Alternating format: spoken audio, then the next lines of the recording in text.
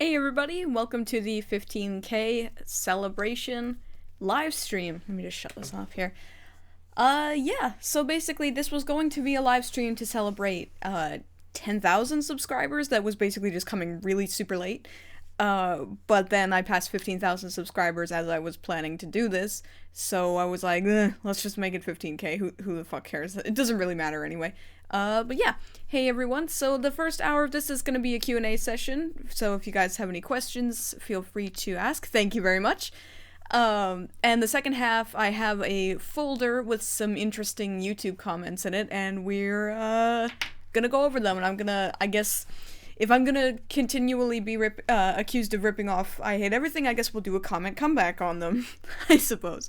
Anyway, let's get started. Alright, so, ever heard of Ratchet & Clank? Yes, I have. I was actually sent Ratchet & Clank for PS4 by a fan, and I haven't got around to play it, actually. I'm sorry, but that's the only thing I have. Oh, and I was also sent the Ratchet & Clank movie as well on Blu-ray, but I have not watched it yet. I will review it eventually, but yeah, I just haven't gotten around to it. So, yeah, my favorite cartoon? It depends. Thank you for 15K. Thank you for saying thank you for 15K. You know what I'm saying. Okay, favorite cartoon? Well, of the ones that... The fuck was that? Oh, it was Hanabi. Of the ones that I've reviewed, Gravity Falls, BoJack Horseman, Mononoke is not a cartoon, it's an anime. Yeah, Gravity Falls and BoJack Horseman, I would say are definitely, well, at least my highest rated cartoons, for sure. What's my favorite piece of merch that I have? Actually, I'm gonna show you something here. I just gotta find it. Hold on a sec. Oh, that's not it. I think this is it here. Nope. That's my Aku shirt. Fuck. I don't have that many red shirts. Where the fuck is it? Is this it? Is this it? Nope. Ah, there it is.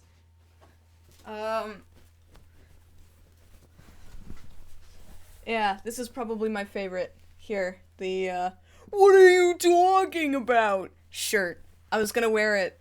I have a really big problem with self-promotion, so I've been, debating whether or not I was gonna actually wear it in a review or not. But, yeah, this is my favorite.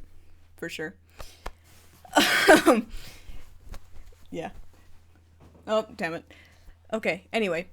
I'm just gonna go back up a little bit here, because I just wasn't looking at the chat, sorry.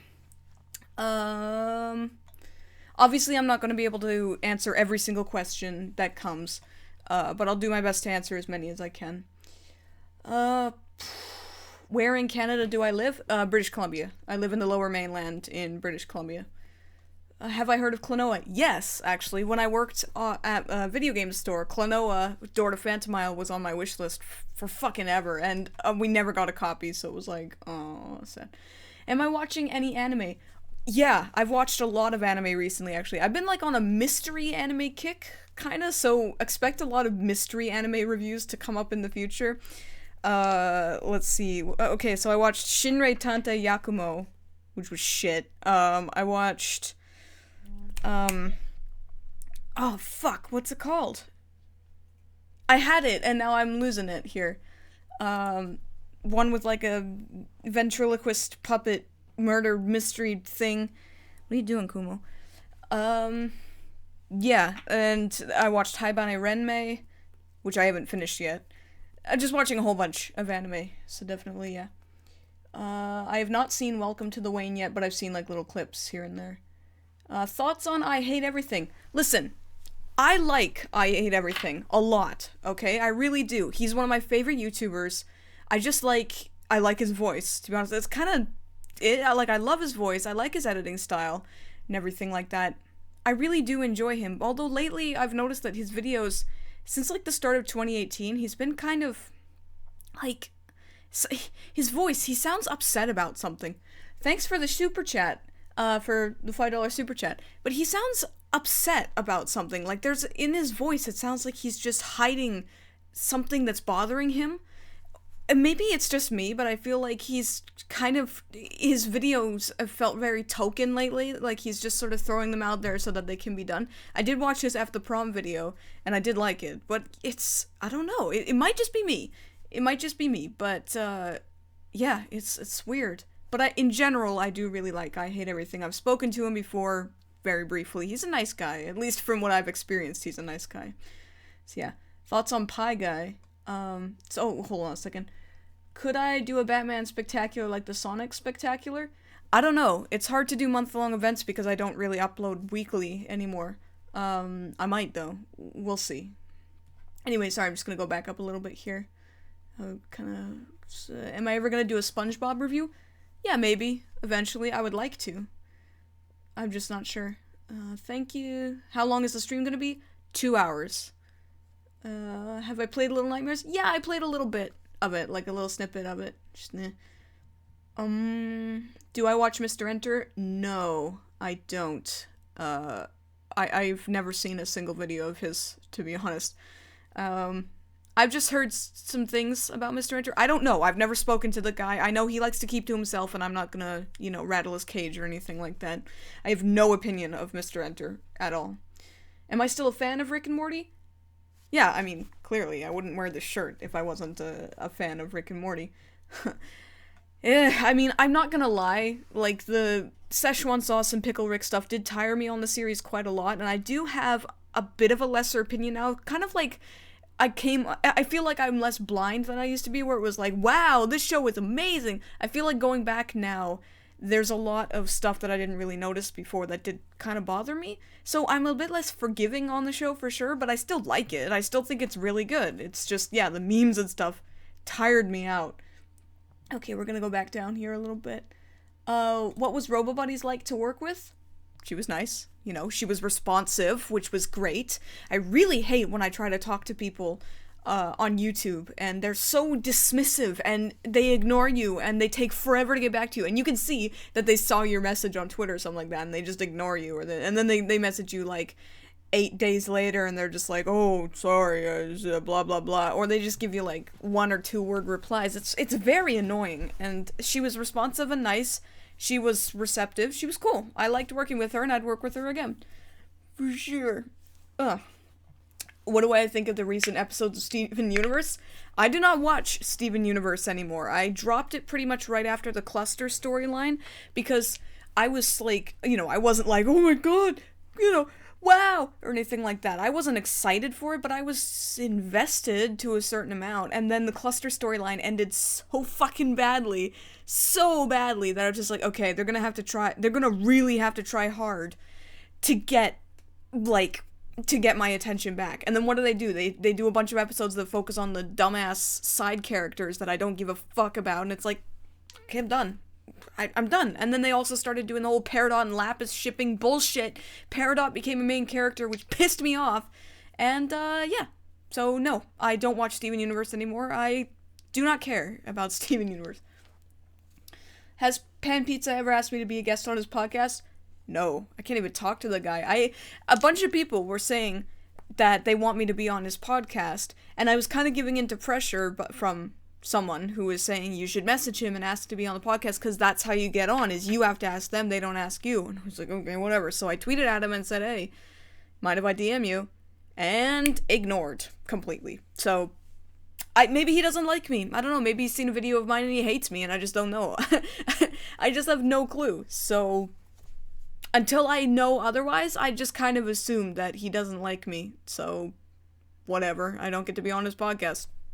If I never get to be on his podcast in my life, I don't think it'll be the end of the world. It's really not that big deal. It would be cool, I'm not gonna lie, but it's not the end of the world, for sure. Let's just go back up a little bit here. Will I ever do another Talkin' Tuesdays? No. So Talkin' Tuesdays has officially been discontinued at this point. So I liked the idea of it. I really did. And I really wanted to try and foster some camaraderie between different members of the YouTube community. Like, the first one was kind of people I was already friends with, Phantom Strider and Black Critic Guy. But, Blame It on George. Yes. Blame It on... Sorry. He is Phantom Strider's friend. And he invited him on, and I was like, yeah, okay, it's fine with me.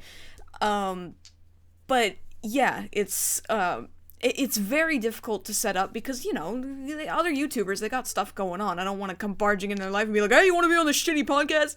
You know, that kind of thing. The last one I did with Some Call Me Johnny, and Watcher, and, Fiction Addiction, I just feel so bad. Like, it was my fault for how shitty it turned out because I didn't ask them to record their own audio segments so that they could send me. Only Watcher did, which is why his audio was so good, and mine, because it was recorded locally for me and with Watcher. But that's why Some Call Me Johnny and Fiction Addiction's audio was so terrible, is because it was recorded through my broadcaster in the background. So it sounded like ass. So I had to go through the entire thing and edit their audio so that it would, like, really amplify their audio so that you could actually hear it, but it sounded like fucking shit. And I felt so bad. I apologized to Some Call Me Johnny and Fiction Addiction, and it was kind of like, you know what, this is too big a pain in the ass, and if it fucks up again like this, I might not get a second chance. You know, Some Call Me Johnny did accept my apology. Oh, thanks for the $5 super chat as well. I'll just finish talking about this, and then I'll favorite anime music. Yeah, so unfortunately I like the idea, but Talkin' Tuesdays, unless I found an actual crew to do it with regularly, it's discontinued. For sure. It's too bad, but, you know. Okay, let me just go back up to the super chat for a sec. Do I have any favorite animated music videos? And if so, would I consider doing an episode focusing on that? Okay, well, not focusing on it necessarily, but I have done mini Mondays on music videos and stuff. And my favorite music video, I don't usually watch music videos, just keep that in mind, but my favorite music video is actually the Ghost music video that was made by Mystery Ben for Mystery Skull's Ghost song. I fucking love that music video. It's great. Like, it's so well done, and I really hope I'm not sure if it's collective or not, they come out with a third part, because that would be cool. I'd like to see that for sure. Okay, I'm just gonna go up a wee bit here. I'll just go back a tiny bit. Will I watch South Park? I was just watching South Park, actually. I was watching informative murder porn. I like that episode a lot. Even though I've never played Minecraft and I don't care about Minecraft, I do like that episode a lot. I've also dropped Star vs. the Forces of Evil. Once it started focusing too much on the romance, I stopped giving a shit. So, yeah, no. Have I been to any conventions? Yes, I have, but I'm not a fan of conventions. I don't like how hot and sticky and smelly they are. I only ever want to go to conventions for like 1 or 2 reasons, and it seems foolish to just spend the entire day waiting for those 1 or 2 things to happen, you know.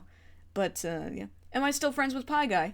Yeah, I mean, we don't really talk all that much, but that's kind of part and parcel of being friends with YouTubers, is you kind of just don't really talk very much, unless you're really good friends, or were friends before you became a YouTuber. It's just don't talk very much. I just don't talk to people in general, to be honest. I'm very, I'm very solitary when it comes to interactions with other people.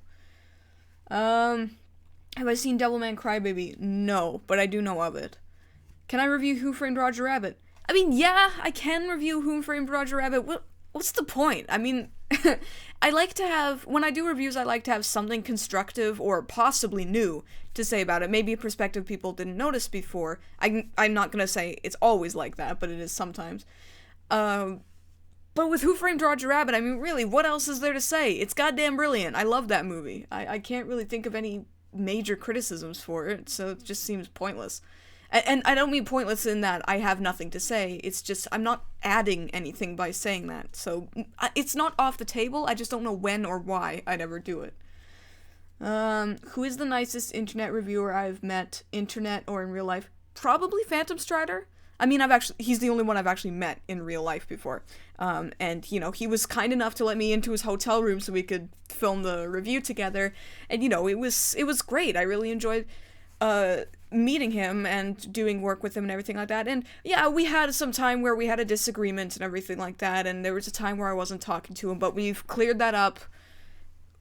we don't disagree anymore. It's cleared up. No bad blood between us or anything like that. It's all good. So, yeah, he is very nice. I would say that.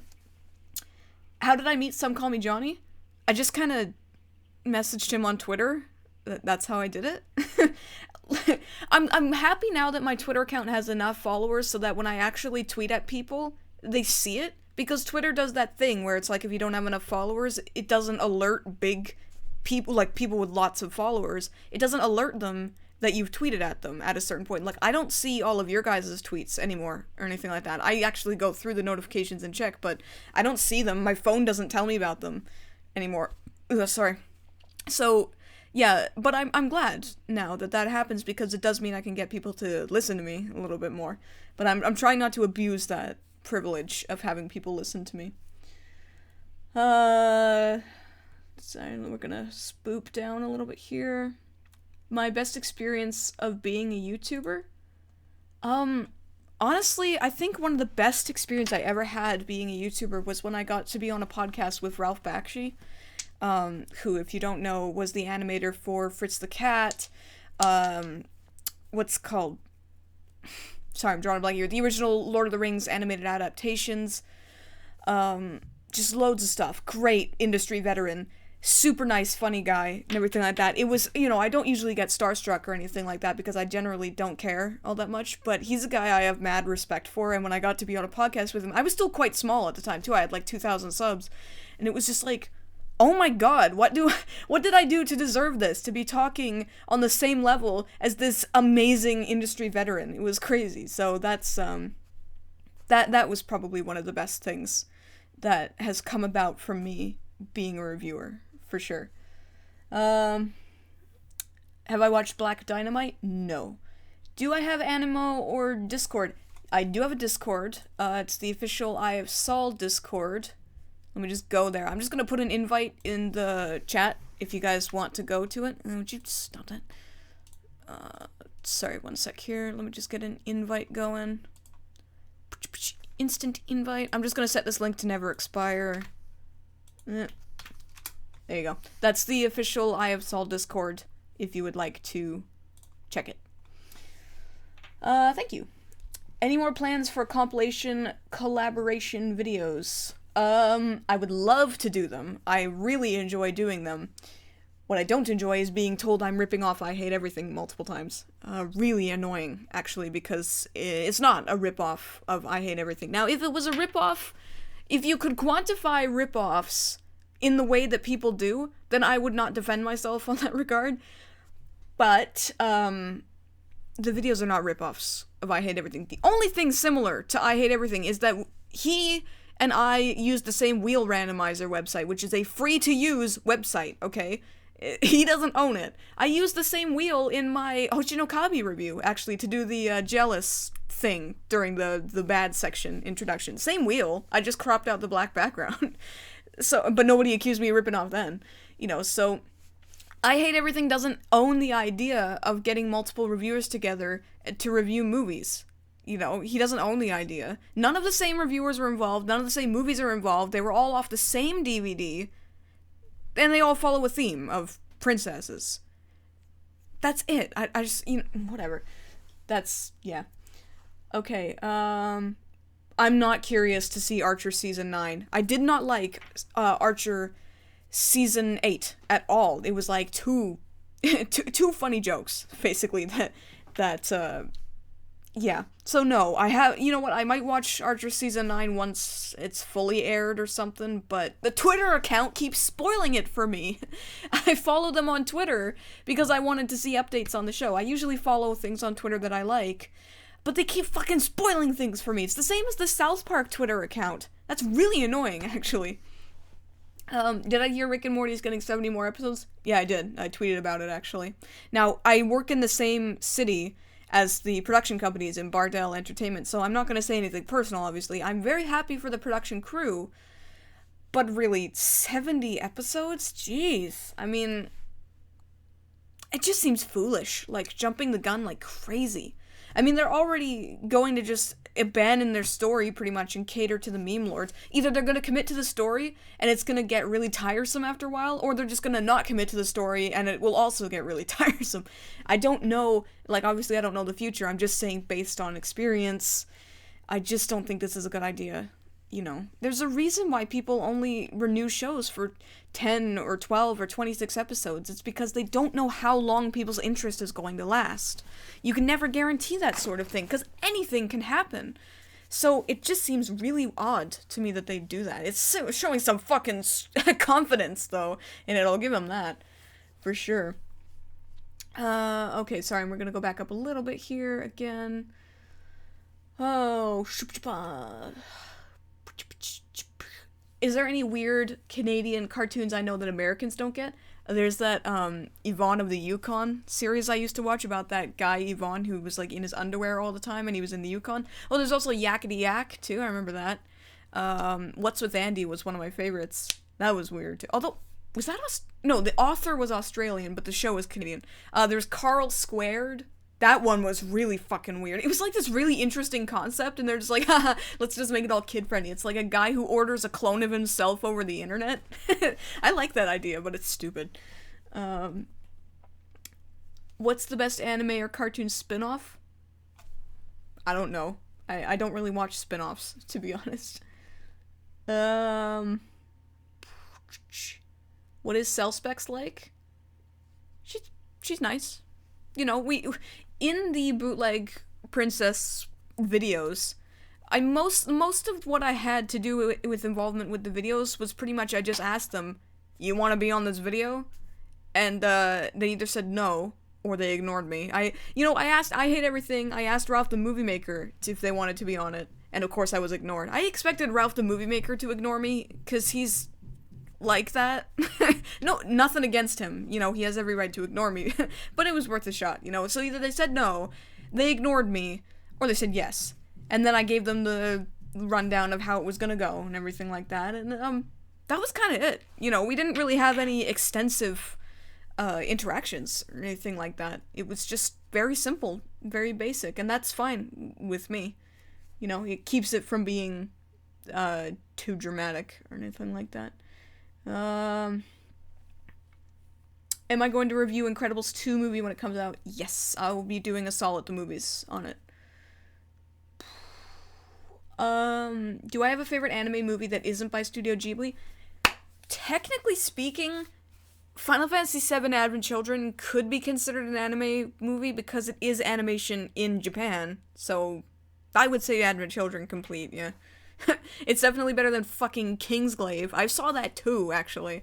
I saw it because I wanted to prepare for when I got Final Fantasy 15. I'm like, okay, I guess I need to know the backstory of Kingsglaive to understand Final Fantasy 15 more.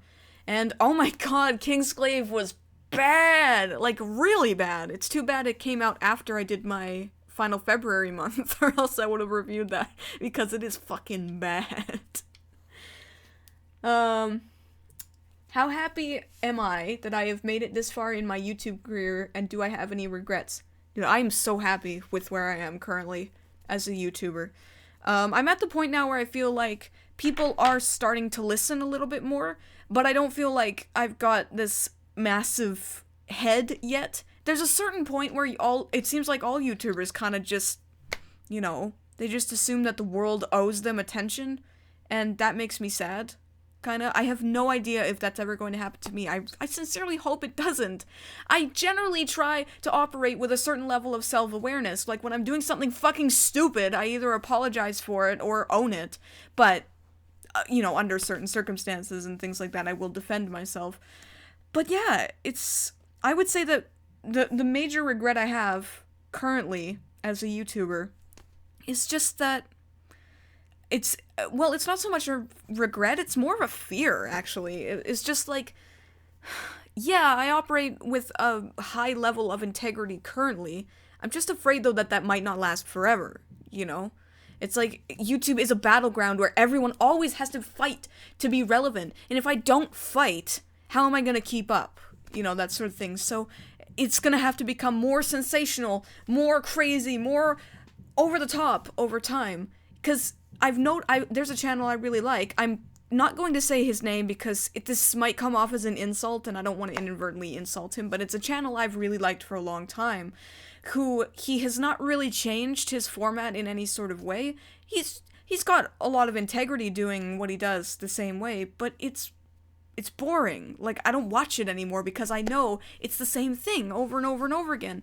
It's tiring. So I just don't want that to happen to me. So, but at the same time, is it going to be like, you have to do something crazy and sensational to stay relevant? You know, that kind of thing. It was sort of like how in 2016, the whole fucking YouTube drama thing, everyone was trying to one-up each other with exposed videos and everything like that because it was a flash in the pan. It was a trend.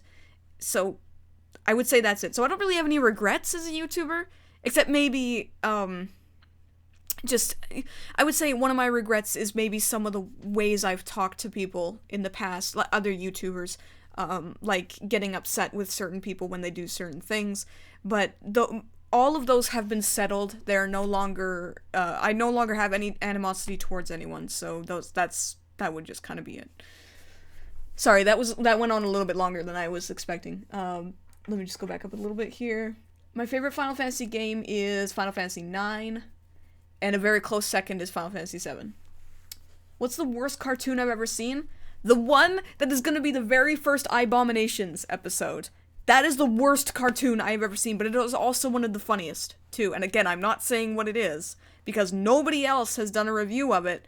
So let this be documented, okay? If I'm not trying to be all big-headed or anything like that, but if somebody comes out with a review before me, for whatever reason, if someone comes out with a review for the first Abominations episode that it's gonna be, if somebody comes out with a review of the same thing first, just let it be known that I was working on it first, okay? I found it first. If you're really that concerned about the reviewer dibs thing, then I found it first, okay? Well, technically not first. There's, like, one review of it that has, like, 2,000 views on some channel somewhere. Let's just say that of the major animation reviewers, I'm not major, but you know what I'm saying. I'm the first, okay? Just deflecting future potential rip-off comments. I'm just very sensitive to that right now. It's just really, really annoying. If I wasn't doing YouTube, what else would I be doing? I have no clue, to be honest. Doing YouTube has opened up so many doors for me in terms of media production. Like, I've always known I wanted to be in media production. I just didn't know what. Like, for a long time I was trying a little bit of acting, a little bit of singing, a little bit of background acting, a little bit of everything, you know, and I found that none of it really felt right. It just felt like I should be doing something, I wanted to be there, just not doing that. But then, when I started doing YouTube, I had control over everything. I could do everything, and I could teach myself new skills, and that's what I valued. And so yeah, using those skills and the confidence boost that I got from having my stuff be responded to positively gave me more opportunities to pursue other things, which is good, for sure. So I don't know what I'd be doing if I wasn't a YouTuber, to be honest. Does a cartoon made in Japan automatically make it an anime? Yes, because anime is their word for animation. So if it is a Japanese animation, their word for it is anime. Just like any comic made in Japan is a manga, because that is their word for comic. Manga means comic, so if it's Japanese and it's comic, then it's manga. Will I review the Teen Titans Go movie? Yep, I sure will. Am I excited for Kingdom Hearts 3? Not really. Not really anymore, to be honest. Just kind of... I'll be happy when it comes out. I'll play it for sure, but I'm not excited or anything like that. Any YouTube animators I absolutely love? I love all animators, man. What they do is... I have nothing but respect for animators. I'd say my favorite... Oh, sorry. My favorite is Serpello, because he's funny as fuck. But I love them all. I love all of them, especially source filmmaker animators. I just love them. Check out the Nut Shack. Trust me, I don't need to check out the Nut Shack. I've already seen it. Some of it, at least. And you can't review it now, because it's a dead meme at this point. So reviewing it now is pointless. So, yeah. Sorry. Do I watch any not-so-well-known YouTubers? Honestly, no. I know that sounds really hypocritical of me when I try to advocate for smaller YouTubers. I'm still pretty small, to be honest. I'm just considered a channel now. Anything below 10k is considered a small channel. Anything above 10k is a channel. Anything above 50k is a big channel. Anything above 100k is a huge channel. Anything above 1 million is a massive channel. Just terminology-wise. So I would be considered a channel now. I don't really watch that many small YouTubers, though. I don't actually watch all that much YouTube, to be honest. That might surprise you, considering I spend most of the day on YouTube, including at work, too, but I kind of just stick to the YouTubers I know, because I find it hard to watch new stuff. Not that YouTube makes it goddamn easy to find new stuff, but, you know, it's just, I just don't really go looking for it. Any advice I could give to new YouTubers, people who want to start up, is just don't give up, okay? YouTube is an unbelievably competitive market. I mean, every media and entertainment market is unbelievably competitive, but YouTube even more so, I would say, than anything else, because of the money you can make and the audience you can gain. It's so competitive. But if you're not getting the attention you feel you deserve all at once, it doesn't matter. Just don't give up. I mean, come on. It's the people who say, oh, I'm gonna write a book, oh, I'm gonna make a movie, oh, I'm gonna start a YouTube channel. They maybe do, like, some concept art, or they do 2 pages, or they start a channel, and they get 2 subs in a couple months. They're like, oh, that's it, give up, I'm not right for this. Don't give up, okay? That's the most important thing. Stay-to-itiveness and integrity is all you need to make yourself a successful YouTube channel. Even if it takes 1,000,000 years, you will feel better about yourself if you have stay-to-itiveness and integrity instead of milking trends and being bullshit or terrible or milking drama or be a reaction channel or anything like that. It's bad. So, yeah. What review gave me the most backlash? Probably in the immediate backlash was the Megas XLR one. Because it was a bunch of really insecure man-children who were just like, you don't get this cartoon because it's for dudes. It's like, okay, whatever. But recently, the biggest backlash has been against the Moral Oral review. It got a whole bunch of dislikes for some reason, and when I looked through the comments, it was because people were saying that I was insinuating that homosexuality was wrong because I included it in the list of things that were wrong. But that's just according to the show. The show, because it's a satire of religion, or, well, really severe conservative orthodox religion, in the context of the show, they say that homosexuality is bad. There's an episode focusing on that. That's just in the context of the show, though. If anyone actually thinks I have something against or I dislike gay people, it's ridiculous. I am gay, okay? I am extremely gay. Not only am I gay, I am asexual, okay? I am gay sexual. Oh my god, that was wrong. Yeah, I am a lesbian, and I am asexual, too. I'm very bad at starting any sort of relationship or anything like that, but how could you think that of me? That I dislike homosexuals? That is ridiculous. So I had to put a comment and pin it to the top of the episode saying, guys, this is how it is, you know? So, yeah, that's dumb. Do I feel like my editorials are replacing Mini Mondays? No, because my editorials take a lot more work. A lot more thought actually goes into them. Way more thought. The Mini Mondays, I could pretty much start an episode and go in with some vague thoughts and I could still make it a complete episode, but the editorials require just a lot of pre-production, a lot of thinking and wording things properly. Even the Final Space episode, or the adult animation episode, even that, I fucked up the wording a little bit when I said that you can't take The Simpsons seriously. And a lot of people said, yeah, I can, like the older episodes. And I just meant modern Simpsons. You can't take modern Simpsons seriously. Old Simpsons, totally. You could take some episodes seriously. Sure, that's fine. But, yeah, like, just modern Simpsons you don't take seriously. Yeah. Favorite cancelled cartoon? Well, it would have been Samurai Jack, but it finished, so not that. I don't know. I don't really know off the top of my head. 'Cause a lot of cartoons get cancelled. I don't know, sorry, I'm just not sure. Let's go back up a tiny bit here. I think I mean aromantic. No, I don't mean aromantic, I mean asexual.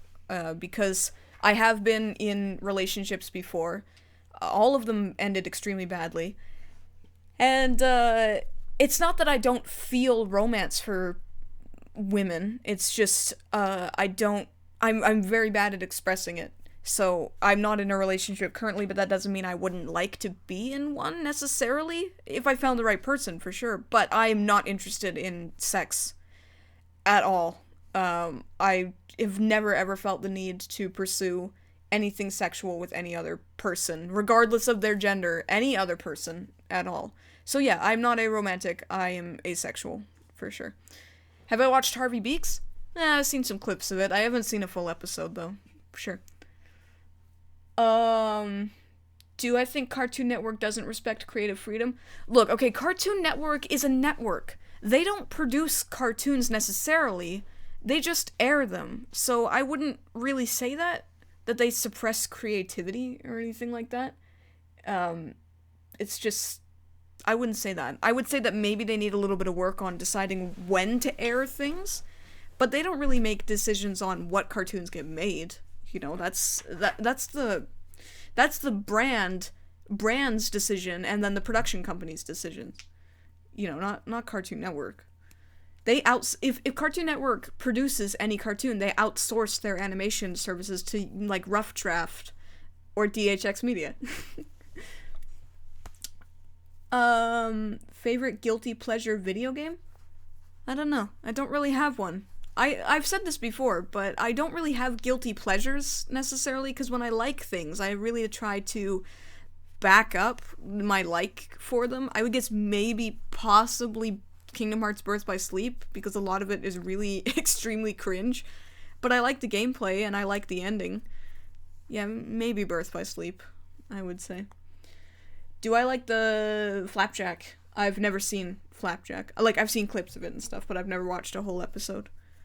So, yeah. Cartoon Network is also a producer? No, okay. Yeah, alright. Fair enough. There is a conservatory where cartoons are starting off fun and happy and focusing... I think you mean controversy. What is my opinion on that?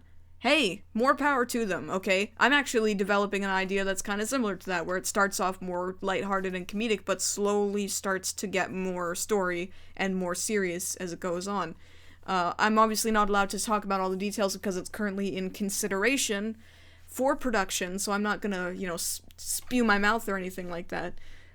But that is kind of the structure I'd like to go for, is silly at first, with little, spacklings of intrigue here and there, and then progressively get more serious. So I'm all for that, for sure. Would I consider animated shows that are co-Japanese productions, like Miraculous Ladybug and Anime? Not really. I mean, because if you go that far, you'd have to consider Animaniacs an anime. No. I would say that an anime is something that is fully produced in Japan. Have I ever watched Ren and Stimpy? Yeah, I mean, I have. It's too bad about John Crispolucci for sure, but... meh. If I was to make a cartoon, what would it be about? Well, considering one of my cartoon ideas is already being considered, I know exactly what it would be about. But I'm not allowed to say at the moment because I don't want to run my mouth. But yeah, I have... I got this number wrong last time I said this on a live stream. I forgot one. I said 8? But I think it was 9. I'm developing 9 concepts at the same time. It's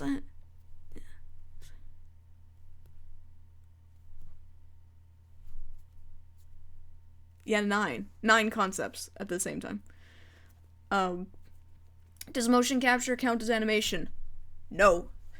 But rotoscoping does. Now, the reason why it's different is because motion capture is... It's basically just taking the animations of humans, basically like the motion of humans, and just translating it to computerized information that can be applied to the bones and structure of an animated character. That doesn't count necessarily unless the production was already animated to begin with. Then it counts. But let's say like a Marvel movie where the villain is motion captured and animated. That doesn't count. It doesn't count to me because the world is live action. They're just using the animation to supplement this world to make the character they have more believable. that sort of thing. Whereas rotoscoping I do count as animation because it's taking something that you could not normally do in animation and doing it. As in, like, the really fluid motion of humans is something that's incredibly difficult to translate into animation unless you really just trace it over an actual human or moving thing. So, maybe that's not the best explanation for why it's different, but that's kind of the gist of it. Let me see here. Let me just go back up a little bit. What inspired me to become an animation reviewer? So, I was on Twitch for a while doing game live streams, and I developed a small but loyal following, about 400 followers, who were like, hey, you should start a YouTube channel about video games. And I was like, no, because that is unbelievably overdone. Just way too overdone. But then I was thinking, what other things do I like? Well, it's really, I really like cartoons, too, and anime, so why don't we do that? That's not extremely overdone at this point, it's just mildly overdone.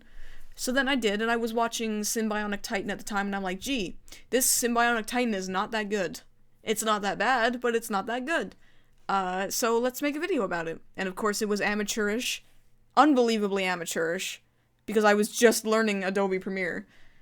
But, and that was kind of it. And then I was like, hey, this is fun. Let's try again with Rick and Morty and see if people respond better to it. And they did, so it just kind of kept going from there. And then I ended up abandoning Twitch for a while, but then coming back to Twitch later, because Twitch is the best live streaming platform for games, at least.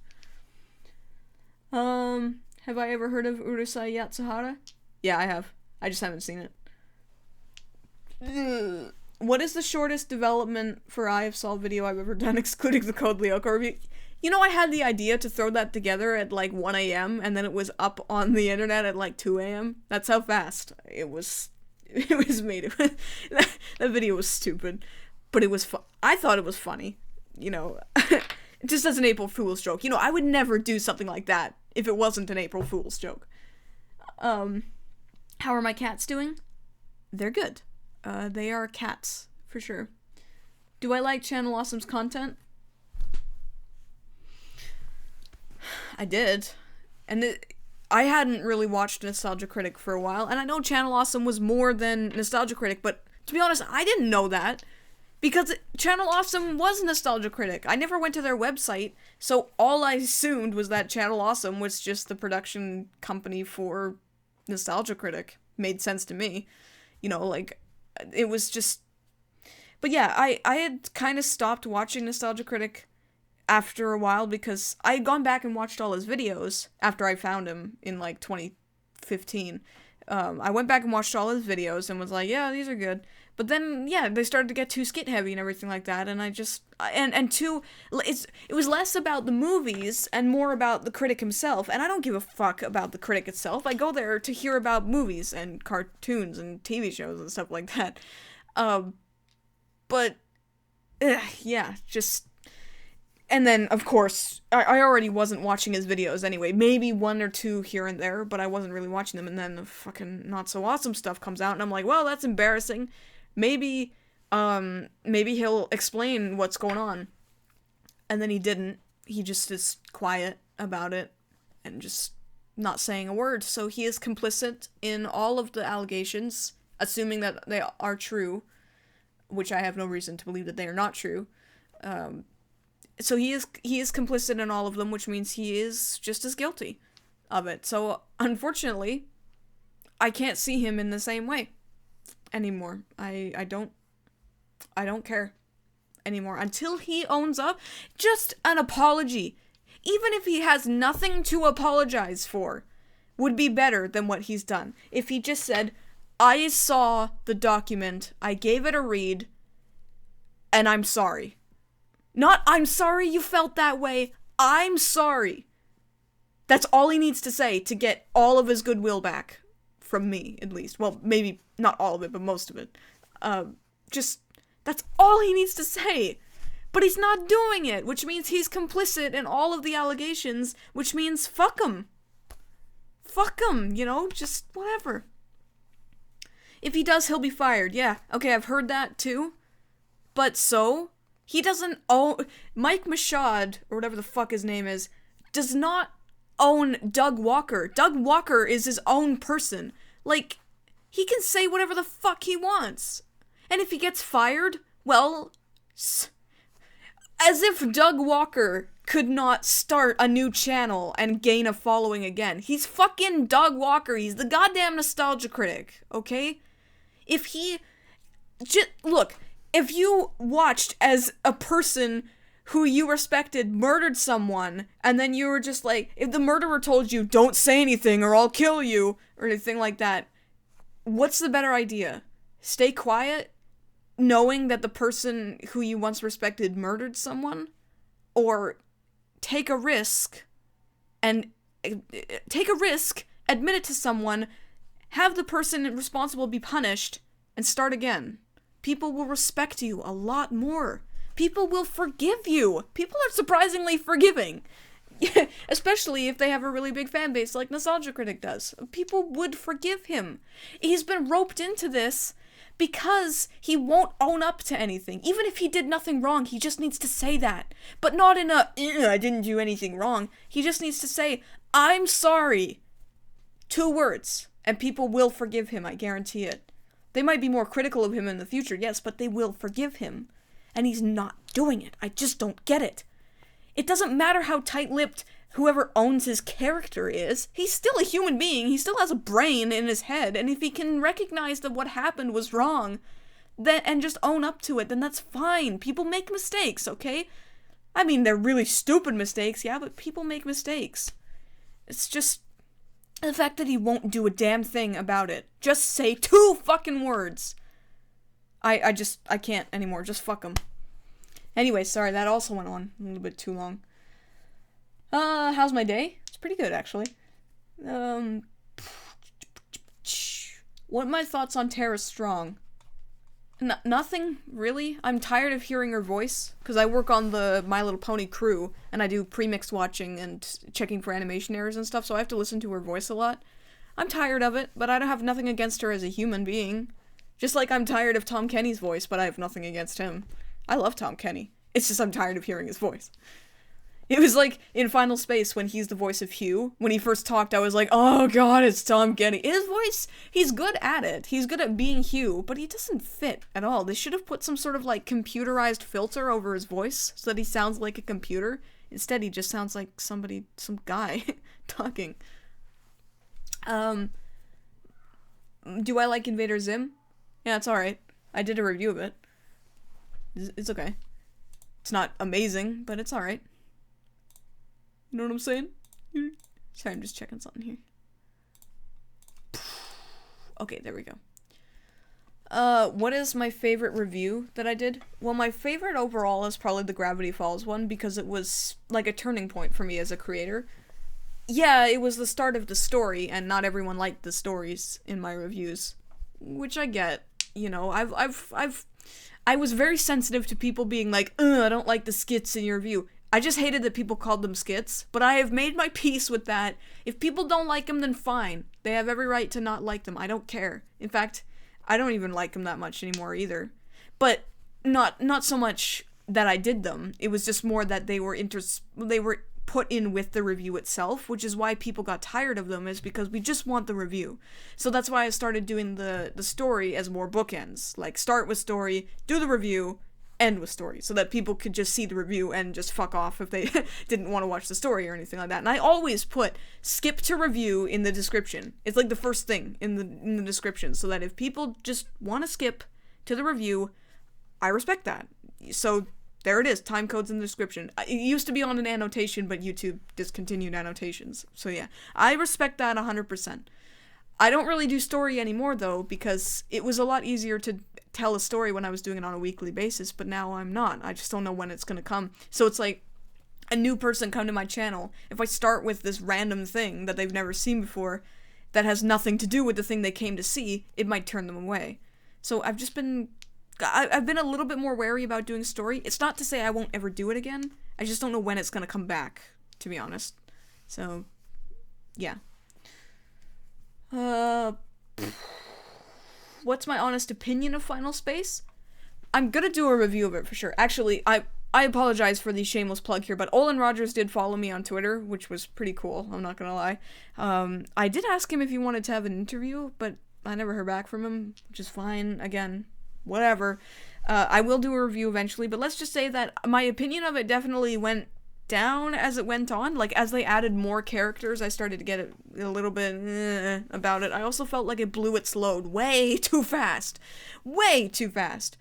But overall, my impressions of it are good. It's definitely a good step forward for narrative-driven, dramatic adult series. It definitely got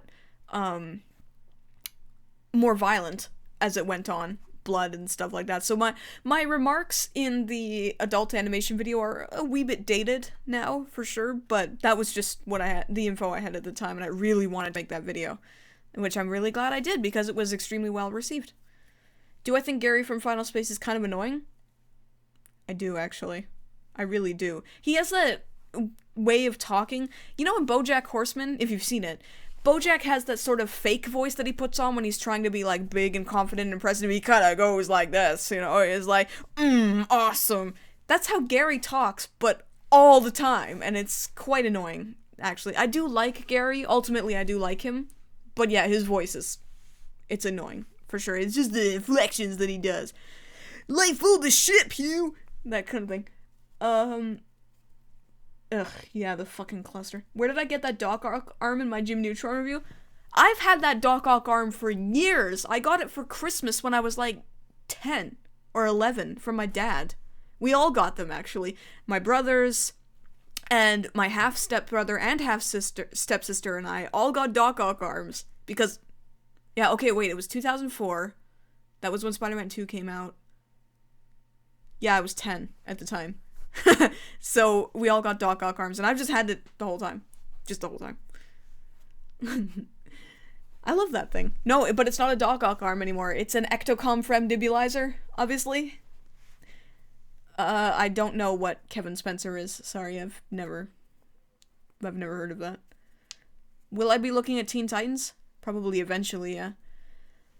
What is the best advice on how to develop and write characters for a show/story? Okay. I said that I wanted to do videos that are just sort of tips and tricks for new writers and content creators and stuff like that, and I do plan to do them eventually. I have like a million ideas for videos right now. I haven't been this inspired for video content in a long time. I'm glad that I'm able to experiment more and have stuff be well received, which is great.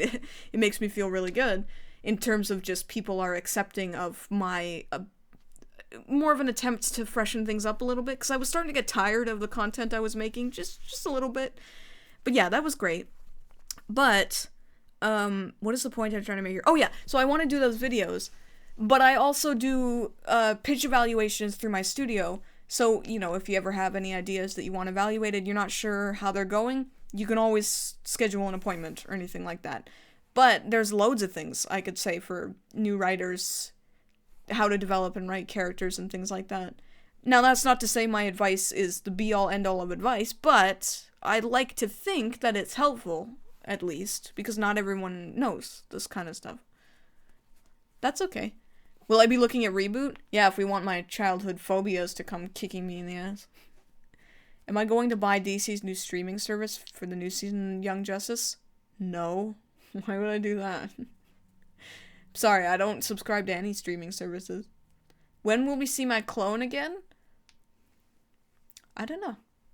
We'll have to see. Sorry, we'll just have to see. Have I seen Ruby? Okay, yes, I have seen Ruby. I remember when Ruby was first being teased, actually. Was that my... Well, he's not my friend anymore, but he was my friend at the time. Friend/future roommate. We did this dumb fucking video. It was like this really early attempt at being like a YouTuber, kinda. He wanted to be a YouTuber too. And we did this gaming video together on a game called Otomedius Excellent 2, I think it was. And of course it was terrible. The video was fucking terrible. But he showed me Ruby, and I was like, huh, that looks cool. I saw the Red Like Roses trailer and the White Knight one, Mirror Mirror. I saw that one too.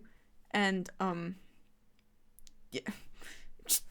I have no thoughts on it. I've never seen an actual episode of it. Although in the trailers that I saw, the Red Like Roses one and Mirror Mirror and stuff, the voice acting was fucking bad. So, yeah. What happened to my arm? Nothing. Well, technically something happened to my arm a very long time ago, when I nearly lost it, but nothing happened to my arm. This thing I wear is not only because I think it looks cool, but also because I can't feel my arm below this point. I bash it a lot, so I get bruises on my arm, and this is sort of a bruise deterrent. Also, I work at a place that is very staticky, so I get shocks in my hands and stuff. So to prevent the static, what I do is, on the arm that doesn't feel it, if you press this against a metal surface, it discharges all the static buildup, and so you don't get shocked. Fun fact, actually, something I've learned from being in IT, if you are going to an area with heavy static, if you take a metal object like a screwdriver or a fork or something like that, and you place it on a metal surface, the entirety of your static buildup will be transferred to the metal surface through the metal conduit, so you won't get a shock. Because when I used to build computers, if you pulled the computer out of the box, it would generate this massive static buildup, and if you touch that shit, oh my god, you could see sparks. Like, that's how much static charge I'm talking. You're supposed to wear those anti-static wristbands, but we didn't have any of them. So my manager was like, okay, every time you build a computer, grab a screwdriver, put your hand on the metal part, and touch the computer's shell. Because then you'll transfer all of the static buildup to it, and you won't get the shitballs shocked out of you. Because that fucking shit hurt. Really bad, it hurt. Yeah, there you go. A little bit of advice there.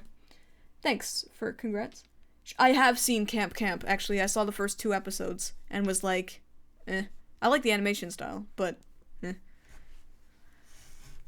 Any interest in seeing Tokyo Ghoul? I'm sorry, but I do not like Tokyo Ghoul. I watched the first 2 seasons. The second season was worse than the first one for sure, but oh my god, it's like, I know it's got that real, like, Hot Topic edge to it that makes it cool with what's his name's mask? I don't even remember his fucking name now. Kaneki. Yeah, Kaneki. It's the mask, and, you know, the fact that it's eating people and everything like that. It really bothers me, though, that something like Tokyo Ghoul can be so Hot Topic popular, but then things that are pretty much the same type of story, like Kiseiju Sei no Kakuritsu, aka Parasite, that's pretty much the same story, just told infinitely better, and it's like, people just don't care because it's not edgy. Have I seen Dead Man Wonderland? I have, actually. Someone pointed out that they found my anime list, and they're like, oh my god, you gave Dead Man Wonderland such a high score. Let's just say, if anyone ever sees my anime list again, a lot of those review scores are super old. Super old. Like, before I had any kind of critical eye. The EyeofSol weren't born yet, basically. So, yeah, my review scores for that are bad. Like, they're bad, for sure. I'm just saying in case anyone has ever seen it. But yeah, I have seen Dead Man Wonderland. I kind of like the aesthetic of it, sort of. But from what I remember, or from what I feel now, I don't remember if it was anything good. If I were to get your opinion on something I'm working on, could I contact you on Twitter? I mean, you can always contact me on Twitter. You can just do it whenever you want. But it's up to you. What's my favorite class in TF2? Kind of depends on the day. My default class is Engineer, just because I love the Engineer. But if I'm sort of in a risky mood, I'll play Scout. Scout is my favorite character in the game. Just as a character, he's my favorite. He's fucking adorable. I love him. But playing as Engineer is my favorite, with a little dash of Heavy. But if I'm feeling spicy, maybe I'll play as Medic. The only one I don't play as is Demo Man. Just not a fan of Demo Man. I like him as a character, though. It's pretty good. Spotify and Pandora's in Canada, yeah. Have I met any voice actors? Yeah, not too many, but as I was at work one day, like in February, I think? Might have been January, but I sit at the front desk. I'm IT, but I have the receptionist's desk. It's kind of annoying, but anyway, the voice actor, the guy who plays Flash Magnus in My Little Pony, he came and dropped something off, and I was like, hey. And I was like, oh, you're Flash Magnus. He's like, yeah, that's cool. And that was pretty much it. That's about the extent of the meeting the voice actors. kind of thing. Have I seen Soul Eater? No. Am I into shonen adventure anime? Kind of depends. Like, I've watched ones like D. Gray Man. Just, it really depends. You know, I don't have anything against shonen anime. It's just, a lot of them require a ridiculous amount of time to watch, and I just don't have the time anymore, unfortunately. I did hear the news on net neutrality. I retweeted Bernie Sanders' tweet about it. Have I considered voice acting? I actually have done a little bit of voice acting. I did voice acting for the character Nemi in the English translations of Nemi. So I was the main character. I personally think I have a very annoying voice. I think it's a nasally and quite irritating, but I don't know if that seems to be the general consensus or not. That's just my opinion of my own voice. I would love to do voice acting for things like video games, but unfortunately, as we see with stuff like Hunt Down the Freeman, that doesn't always turn out so good. Let's just say I would like to, if possible. Okay, so we are now halfway through the stream. So what I'm gonna do here is, for the next hour or so, for the next hour, we are going to finish off this celebration stream by looking at some YouTube comments. Now, I have this folder that I've been sort of building up over the past 3 years or so. Let's look at some interesting comments. I've just got to add this. Sorry, I'm like an old grandpa over here. I'm gonna, let me just, fuck. Okay, sorry, I'm just gonna do, oh my god, what am I, goddamn 70-year-old man? Come on. Okay. Let me just pare this down a little bit. Ugh, if XSplit would stop being a piece of shit. Okay. Oh my god, would you fuck off? Okay. Actually, some of them are bigger than others. So these are all real comments, obviously, that were left on my videos at some point. So let's look at some. Okay, I'm just gonna make it so you can still see the chat. There we go. Okay, so this is the first one on here. This was left on the A Monster in Paris review, which does seem to get a fair bit of shit thrown at it. Nothing severe, but okay. I do you fucking say Lucille is in love with Francoeur. Can't they just be friends in some sort? And you're telling us why the flea sings in English or French? You're fucking stupid. If it's a French or English movie, the song must be the same language, right? And how else would the flea sing? Well, you do you, I don't really fucking care. This is the only video I saw on UR channel, and I hope it's the last. So, okay, this is one thing that actually has gotten quite a few comments, is that, how do you know that Lucille and Francoeur are in love with each other? Now, to me, it was obvious that they were in love with each other.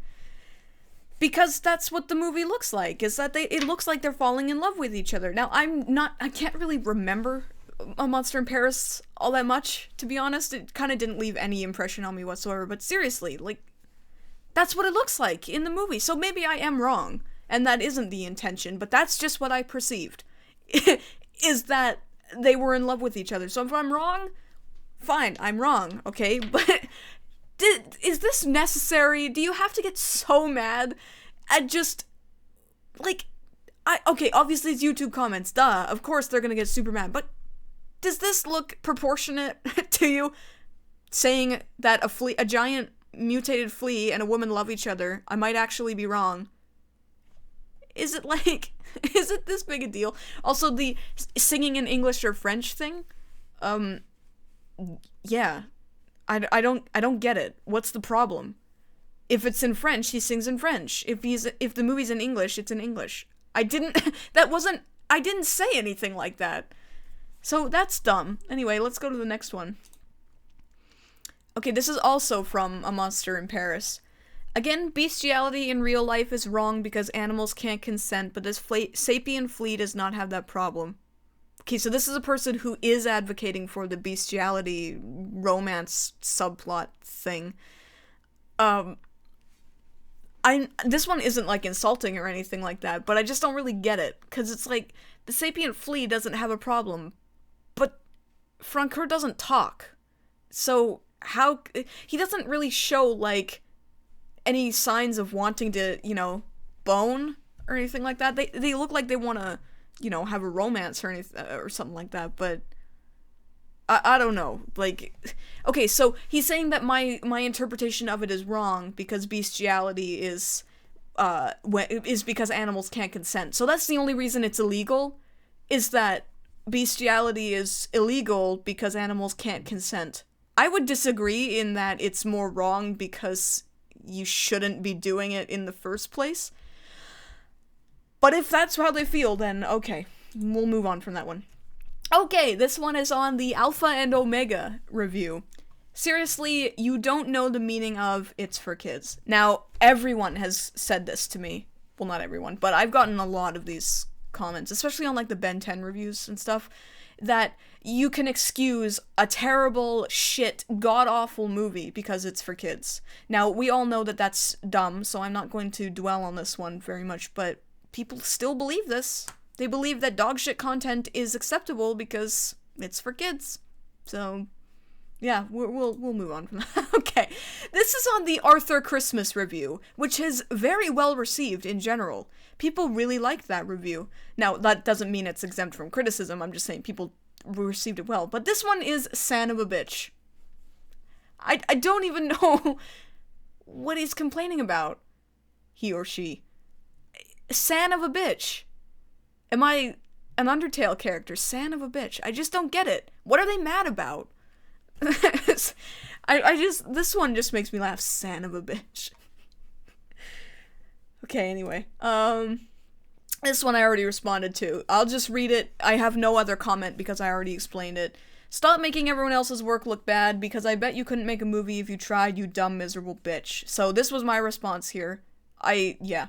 Thanks for your comment. While I can admit that I have never made a full-length Hollywood movie, I do have extensive knowledge in cinematography, as well as writing, directing, and editing. I think I might have over-exaggerated that a little bit, but okay. It's sad that you feel you have to express yourself in such an eloquent way while you are surely polishing your many Oscars and counting your vast piles of money. However, rest assured that those of us who are still trying to make a name for ourselves do what we can with the resources we have and can only get by with the support we receive from our audience, as I'm sure you know. I cheerfully invite you to make your own review to counter any points of mine that you found unsatisfactory. Feel free to take as much time as you require, though, because in the meantime, I will continue to make reviews undeterred by your no doubt Pulitzer Prize-winning diatribe. Thanks again for your comment and for watching my review. Okay, so yeah, this was snarky as fuck, I realized that. I've kind of stopped doing this, to be honest. I just don't really care anymore. I just think it's kind of funny, to be honest. This is probably what I would say, you know, again, if someone was to comment something like this. If I was to comment again, but now I just don't really care, so. This one is just... Why did I save this one? This is a nice comment. This is, even though I never met him, your dad seems like an amazing man, and I miss him despite never seeing him. Stay strong, so. Now, this was, from the Arthur Christmas review as well, when I mentioned that my dad was the one who made, Christmas special, and that because he passed away, Christmas is no longer special to me. That's all I have to say about that. It's not, this isn't a rude comment or anything like that. I don't even know why I saved this one. Maybe I saved it just because it was nice. Maybe I should have a different folder for nice comments. Okay. This is also Arthur Christmas. Do Naruto. Now, a lot of people have asked me to do Naruto. Now, my only response to this is, how much time do you think I have in this life? Because when I watch something for review, contrary to what some people might believe, I watch everything. Every episode.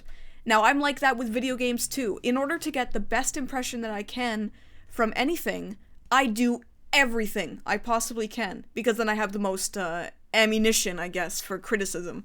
Because, you know, there are people who watch, like, 45 minutes of one thing, they're like, shit, move on, this thing is shit, that kind of thing. So, I can't do Naruto because it's got like 700 episodes, or is it like 400 and then Naruto Shippuden has like 400? I don't know, it's a lot, okay, and I just don't have the time. There are certain cartoons that have a shitload of episodes that I can review because I've been watching them steadily over the course of a long period of time, like Family Guy. or Adventure Time or something like that. But I've never watched Naruto, so I would have to start from scratch. And if I watched all the episodes, I would not have to review anything. I wouldn't be able to review anything for months if I did that. So I'm sorry, but Naruto is off the list. I'm pretty sure I put that in my, like, top 5 anime I'll never review thing. I think I mentioned that, yeah. Okay, this is in the Barbie in A Christmas Carol review, which, fun fact, that review had the wrong title on my channel for nearly 2 years, and nobody pointed it out, and I didn't notice until somebody mentioned it. Today, they commented and said, it's supposed to be Fuckfest has a K in it, but you did 2 asterisks instead, and I was like, oh shit, you're right. So that was named wrong the entire time, but anyway. Okay, so the main character is you, and I said last time I checked I don't live in Victorian London. I also spell and pronounce my name completely different. Again, I used to do this a lot where I just respond with something snarky and bitchy. But then I don't see any emotions in you instead of sheer hate of every single thing you see. Am I really hate-filled? I try to be fair.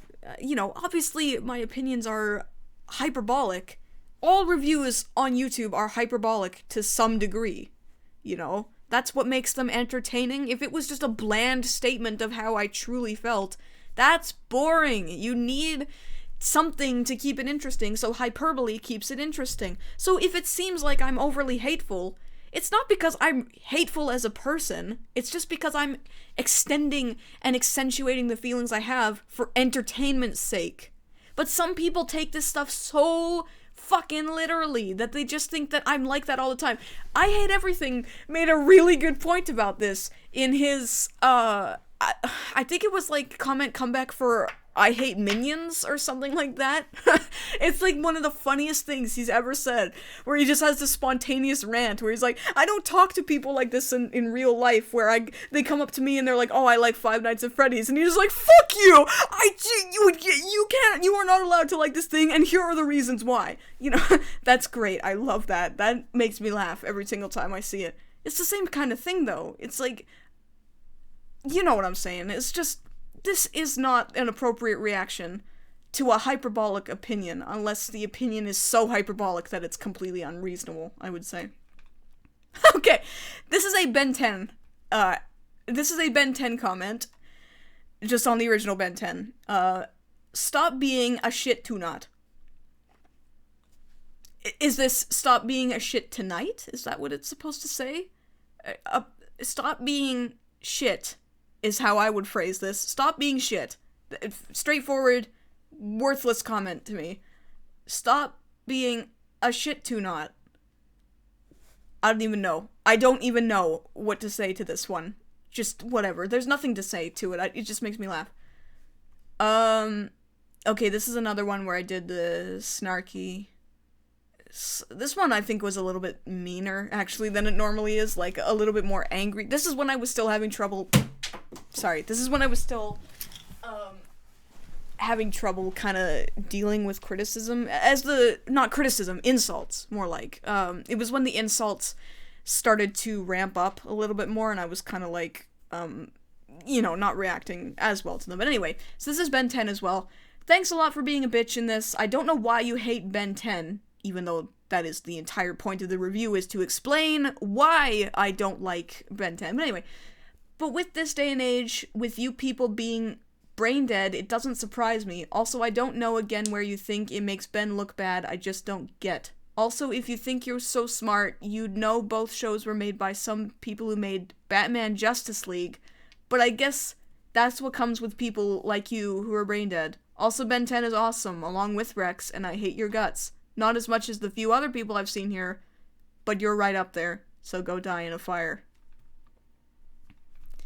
Okay, so I have no idea what making Batman Justice League has to do with Ben 10. Who the fuck cares? I didn't even mention that in the review. If I was so smart, I'd know both shows were made by some people who made Batman Justice League. But why is that important? Would my opinion... Oh, I'm sorry, you can't see the entire comment. That's my bad. Yeah, there you go. Why is that important? you know, would that change my opinion of the show at all? If, like, oh, the creators created Batman Justice League, oh, I better leave him alone. You know, I just don't get it. Also, if I'm brain dead, what are you? You know? Anyway, my response, for anyone who's just listening to this and not actually reading it, or watching it, is, thanks for your comment. It's always nice to see viewers respect the opinions of others and understand that just because somebody is not blinded by nostalgia does not mean that they are brain dead. Because if someone were not to see it that way, that would make someone look very foolish indeed. I always appreciate when people challenge my opinion with their opinions because it is definitely an absolute fact that I 100% care deeply for your nostalgia-tinted diatribe. As I said, I was a little bit more sensitive to insults at that point. Thank you for making me take time out of my precious day to respond to your intelligent and quite frankly staggering argument against my simple video.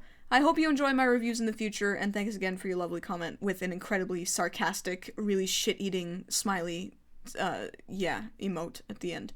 Again, not the most mature way to respond to a comment like this, now I know, which I don't do this anymore. But still, come on. I'm not gonna pretend like my response wasn't shit-eating, but this is a fucking stupid comment. Anyway,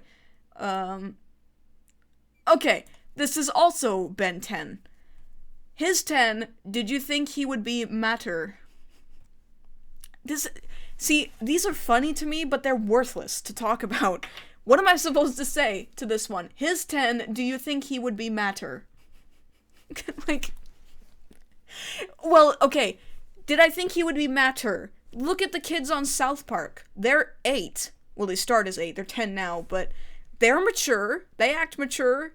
Again, it's an adult show. Look at, Big Mouth. Look at all of these cartoons that star kid characters who... Look at Bart Simpson. He's 10. He can act maturely. Or, sorry, matterly. Kingdoms of Mattler. It's just...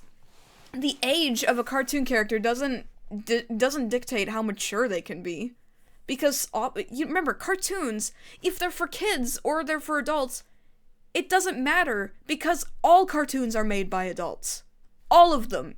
Children do not make cartoons. I mean, there's some under 18 people who animate, sure, but adults make cartoons for children or adults. So, it's an adult who made this decision to write him badly. It's an adult who made this decision to have him do that stupid thing. So maturity doesn't come into it, because it's the decisions of adults that ultimately make a character.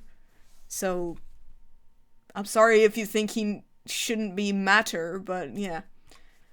Okay, actually, even though this one is about Ben 10, this one was on the Big Hero 6 video. Did I mention Big Hero 6? Or sorry, did I mention Ben 10 in Big Hero 6 video? But, I don't even remember at this point, it was too long ago. Okay. I have so stop hating on Ben 10. Seriously, I am getting mad about it, and could you please stop Ben 10? This is a good series, that was my childhood, so could you please just stop? It's making me really mad. I am not trying to be mean, I'm just saying. I'm not trying to be a fanboy, but I'm just saying. It really pisses me off. How would you like it if I make fun of Gravity Falls?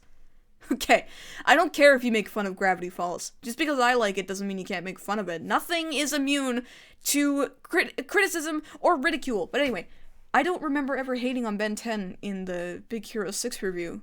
Maybe I did, I can't remember, but, the whole don't hate on something, it's my childhood argument, I see all the time. And it is a stupid fucking argument. Thanks for the congrats, by the way. It's a stupid argument. Again, pretty sure I Hate Everything made this comment as well, but your childhood was in the past. It is done and gone, okay? Just because someone is critical of something you liked in the past doesn't mean it's good. I liked the cartoon 16, and it's shit.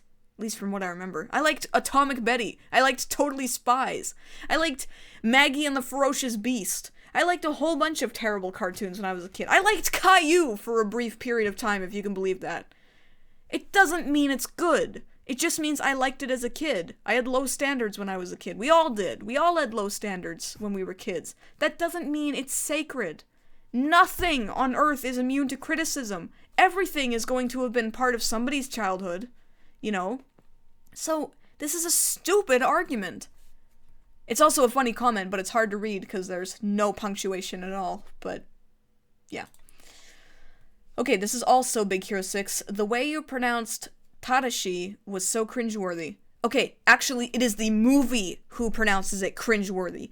Tadashi is not how you say the name. If you pronounce it in Japanese properly, if you use the Japanese syllabic structure, Tadashi. Tadashi. That's how you say the name. Tadashi is not correct. That's not using the Japanese syllabic structure. Okay? Tadashi. That is how you say the name. That's how you say all Japanese words, unless it's very short, such as ken. You would say ken, instead of like kennu. That's why a lot of Japanese words you say with an at the end, to give it the same Japanese syllabic structure. Tadashi, that is correct, okay? You don't even have to speak Japanese to know that. It's just the way Japanese is spoken. Okay, this one was on my channel update video where I was upset because, yeah, this is when my moral oral review was threatened with a takedown. I think that was it. It doesn't say on the, channel update. Okay. Alright, I want to specify something here about this video. Now, this is one of those videos that a YouTuber with less integrity might take down because it might make them look bad. I'm not taking it down, ever. I don't delete any videos except for update videos that no longer apply, like the one where I said I was going to Montreal, which I didn't do, and then the one I said I was going to PAX West, which I also didn't do. Okay, this one, well, I don't agree with the sentiment that he is saying. Why are you crying? It's just a YouTube channel. It really is no big deal. I don't agree with that, because building a YouTube channel is unbelievably difficult for a lot of people, and crying when something threatens it is, I would say, an appropriate response. However, the response to the actual truth of the matter, of the situation, was not appropriate. I was crying because I had been threatened with a takedown. Just threatened, okay? I didn't get a strike or anything like that. At the time, I didn't understand the seriousness of it, as in the lack of seriousness of it. It was just a takedown threat. And I was so shocked by it that I just didn't know how to react. And unfortunately, I did not react very well, and I was crying and everything like that. Or at least, I might have been like on the verge of tears? Maybe? I can't remember. I think I was crying or anything like that. So obviously I know better now. I've gotten loads of copyright claims and takedown notices and all that shit since then, and I don't care. I've gotten copyright striked before on my Natsume Yujin Show review. I don't care anymore. The strike, I don't know why it happened. It was like a year and a half after the video went up, and it had just happened. But I couldn't sense any sort of censorship or vitriol behind it. It just seemed to be a strike, and I was like, okay, whatever. So I just let it expire, and that was it. It was nothing to get upset about. So yes, I would agree that the situation that the video covered is not something to get this upset about. I just got that upset because I didn't realize that it wasn't as serious as I thought it was. At the time, I was thinking they were going to threaten me with legal action or something, so I was really scared. Now I know better. So I would agree with this to a certain extent, but also the claim that it's just a YouTube channel, it really is no big deal, is bullshit, because YouTube channels are incredibly hard to build, very difficult to maintain, and considering that YouTube is the platform that it is, I guess to quote Jim Sterling, YouTube is YouTube and YouTube is the worst, even though it's Konami, it's just YouTube just does whatever they want all the time, so you never feel safe running a YouTube channel. Ever! You just never feel safe. That's worth crying about, I think. It's just, oh, you could wake up one morning and everything you worked for would be gone. Just gone, and you couldn't get it back. I had to help Son of Perdition, aka Dark World, get his, well, I didn't have to, I wanted to help him get his channel back after he got locked out of his account, and YouTube is so unbelievably uncaring about what happens to people, that it was just, it was mind-blowing how uncaring they were to Dark World suffering, and he had a 13,000 sub channel, and that was gone. Just poof, gone. Couldn't access it, gone. And they just didn't give a fuck. So I sent them some really strong-worded emails, and eventually he did get his channel back, but fucking YouTube. So yeah, that, anyway, let's move on. Oh, okay, this, yeah, let me see if you can see it. Okay, okay, there we go.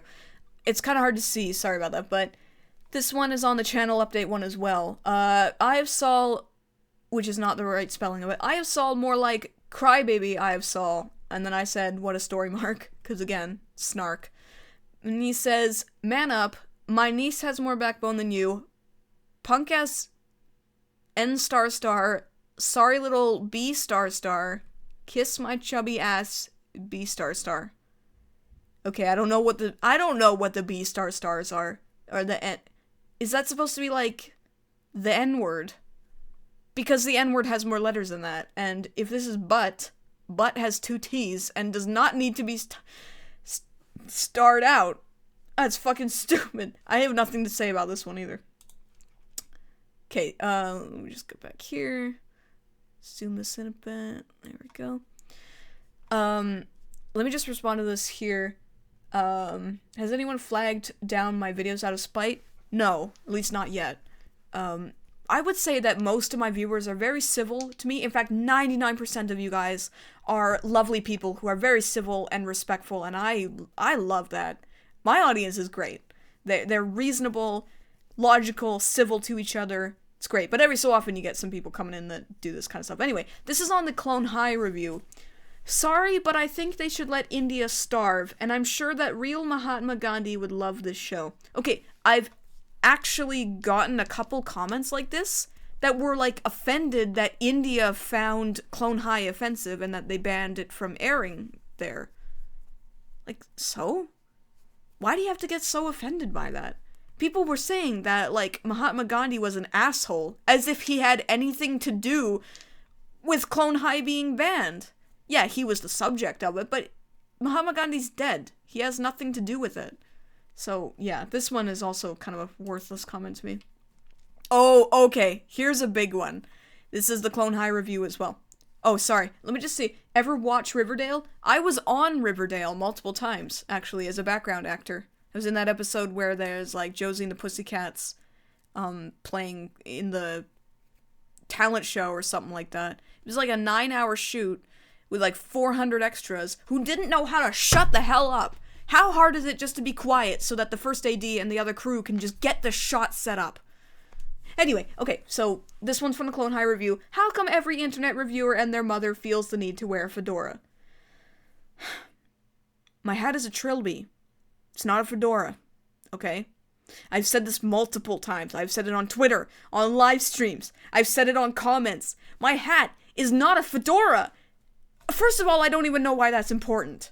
Why is everything that comes out of my mouth, all my opinions and thoughts and feelings and persona, everything comes down to the fact that I wear a hat that looks similar to a fedora?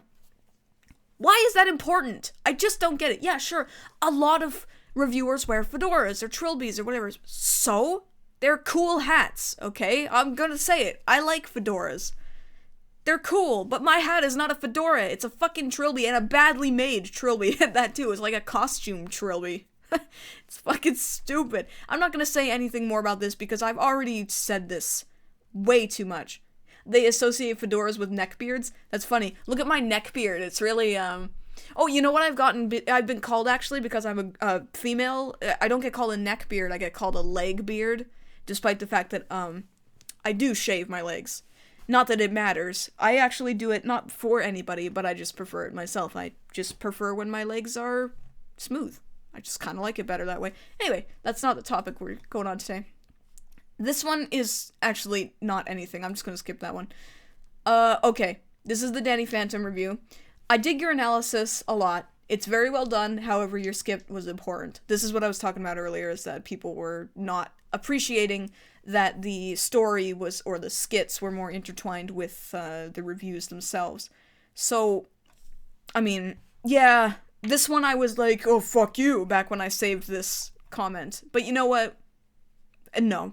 There's nothing to say to this comment, but not in a mad way. There's nothing to say because I agree with it now. I don't agree that the skit was abhorrent. What I agree is that he shouldn't have had to watch it if he didn't want to, is what I'm saying. This is another thing. Same thing, Danny Phantom. I have to do a cheap, unentertaining skit to fill in time instead of getting to the review. Every internet reviewer ever. The only person I've ever seen do something similar to this is Linkara, who also stopped doing it. He would bookend his reviews with story when he did them.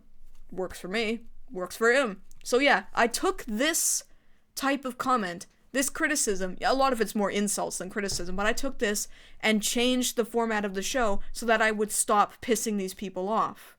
You know? Like, really, you can insult me all you want, but at a certain point, the amount of insults, just because it's an insult, doesn't necessarily mean it is worthless. You know, enough people were complaining and insulting about me interweaving story with reviews that it got me to change, and I actually prefer it better that way. So yeah, I would prefer it if you word your insult as criticism as opposed to an insult, which this is. This is an insult. It's not really criticism, but I did take this and apply it to my show, eventually. So yeah, this type of comment is not worthless to me. This one is, you know what, I'm just gonna skip that one too. Okay, I don't even know why I saved this one. This is a Death Note one. Writes Phantom Strider 8. I think this is back when he was still Phantom Strider 8. Death by watching a Hannah Montana for the rest of his life. And then a good one lyric. I'm not sure why I saved this one. I guess it's funny, I suppose. I'm pretty, yeah, Phantom Strider hates Hannah Montana. That's all I have to say about this one. Okay. This is also the Death Note one. Please tell me that you used the book to kill Donald Trump. This was before it became obvious which name I wrote in the review. Which obviously the name that was written was the Sol clone. But no. Again, nothing to say to this one. It just kind of speaks for itself. Okay, this is the 8 Crazy Nights one. 8 Crazy Nights is awesome. It's the only thing I have a nice memory with my brother. House in jail or prison, whatever. Again, I don't see how that's relevant. So, your brother is in jail and he liked the movie. That doesn't mean it's a good movie! You know? Going to jail, having someone who watched it and enjoyed it and then like, oh, you put him in jail, doesn't automatically make it good. I don't understand that line of reasoning. It's like how when people say, like, you can't make fun of cancer because people suffer from cancer. What are you talking about? The root of all comedy is suffering. You know? So if a shit movie is shit, and we're all gonna point out and laugh that it's shit, it doesn't matter how many people were thrown to jail and enjoyed it. It doesn't matter. It's irrelevant. So yeah. Okay. This is Generator Rex. I love your boobs. That's all. Yeah, I love your boobs. I actually don't get these many types of comments anymore. These, like, overly sexual, I want to fuck her kind of thing. I did get one on the Bootleg Princess video that was very graphic, saying something like, Animat penetrating me. Yeah, something like that. But anyway, I'm not sure why I saved this one either. Just, I love your boobs. Thanks, I guess. They're not as big as they look, because bras make them look bigger. They're sensibly sized. I would say all of the power that they have didn't... I would say all of the manpower didn't go into my boobs, it went into my head. Okay, this is the Generator Rex one as well. Hey, Ben 10 was a good show. You may not have liked it, but you have to give credit where credit is due. Pretty sure I did give credit where credit is due. I didn't say, Ben 10 is the worst thing ever! There is nothing redeeming about it! It's fucking terrible! I didn't say that. I said there were good things about it. It's just because you didn't want to listen to those good things. Because I didn't give it unadulterated, sucking cock to mirror shine praise as automatically no credit at all. That's fucking stupid. This is the Gravity Falls review. Gravity Falls Season 2 is shit. Okay, well that's your opinion. That's fine. I would disagree immensely. But that's your opinion. This is also Gravity Falls. You don't know if you have a if you don't have a boyfriend, that'll just prove my theory that the government is systematically trying to wipe out all sense of taste in out culture. Okay, well, as I said, I am, not only gay, but also asexual. So I would not have a boyfriend, ever. I have had boyfriends in the past, and of course it always ended just terribly. Up until I was about 15, I had boyfriends, and, kind of at that point was like, you know what? I am not interested in guys. I don't like guys. When the only girl I ever dated broke my heart into a million pieces. But that's not the topic here, so that's all I wanted to say about that. Okay, this is the Help I'm a Fish Help I'm a Fish review. I need to give this video a dislike because you were only talking negatively about it, even though it's a great movie for kids and a classic in Denmark. Okay, again, this is the same as the Ben 10 comment.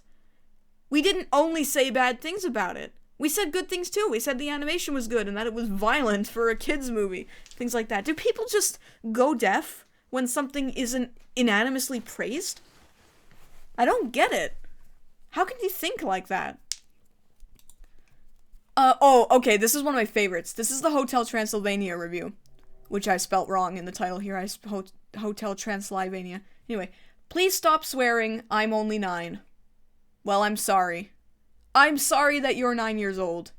This was 7 months ago from the time I took it. You're probably, what, 11 years old at this point? Well, I'm sorry. I'm sorry that you're 9 years old. But, not going to stop swearing. Because, obvious statement is obvious. So we're just gonna move on. Okay, this is the Megas XLR review. This one is one of the nicer comments on that video. This is the first time I stared at a woman's chest and not for her breast. Long ago in a distant land. I think I was wearing the Aku shirt during this, review.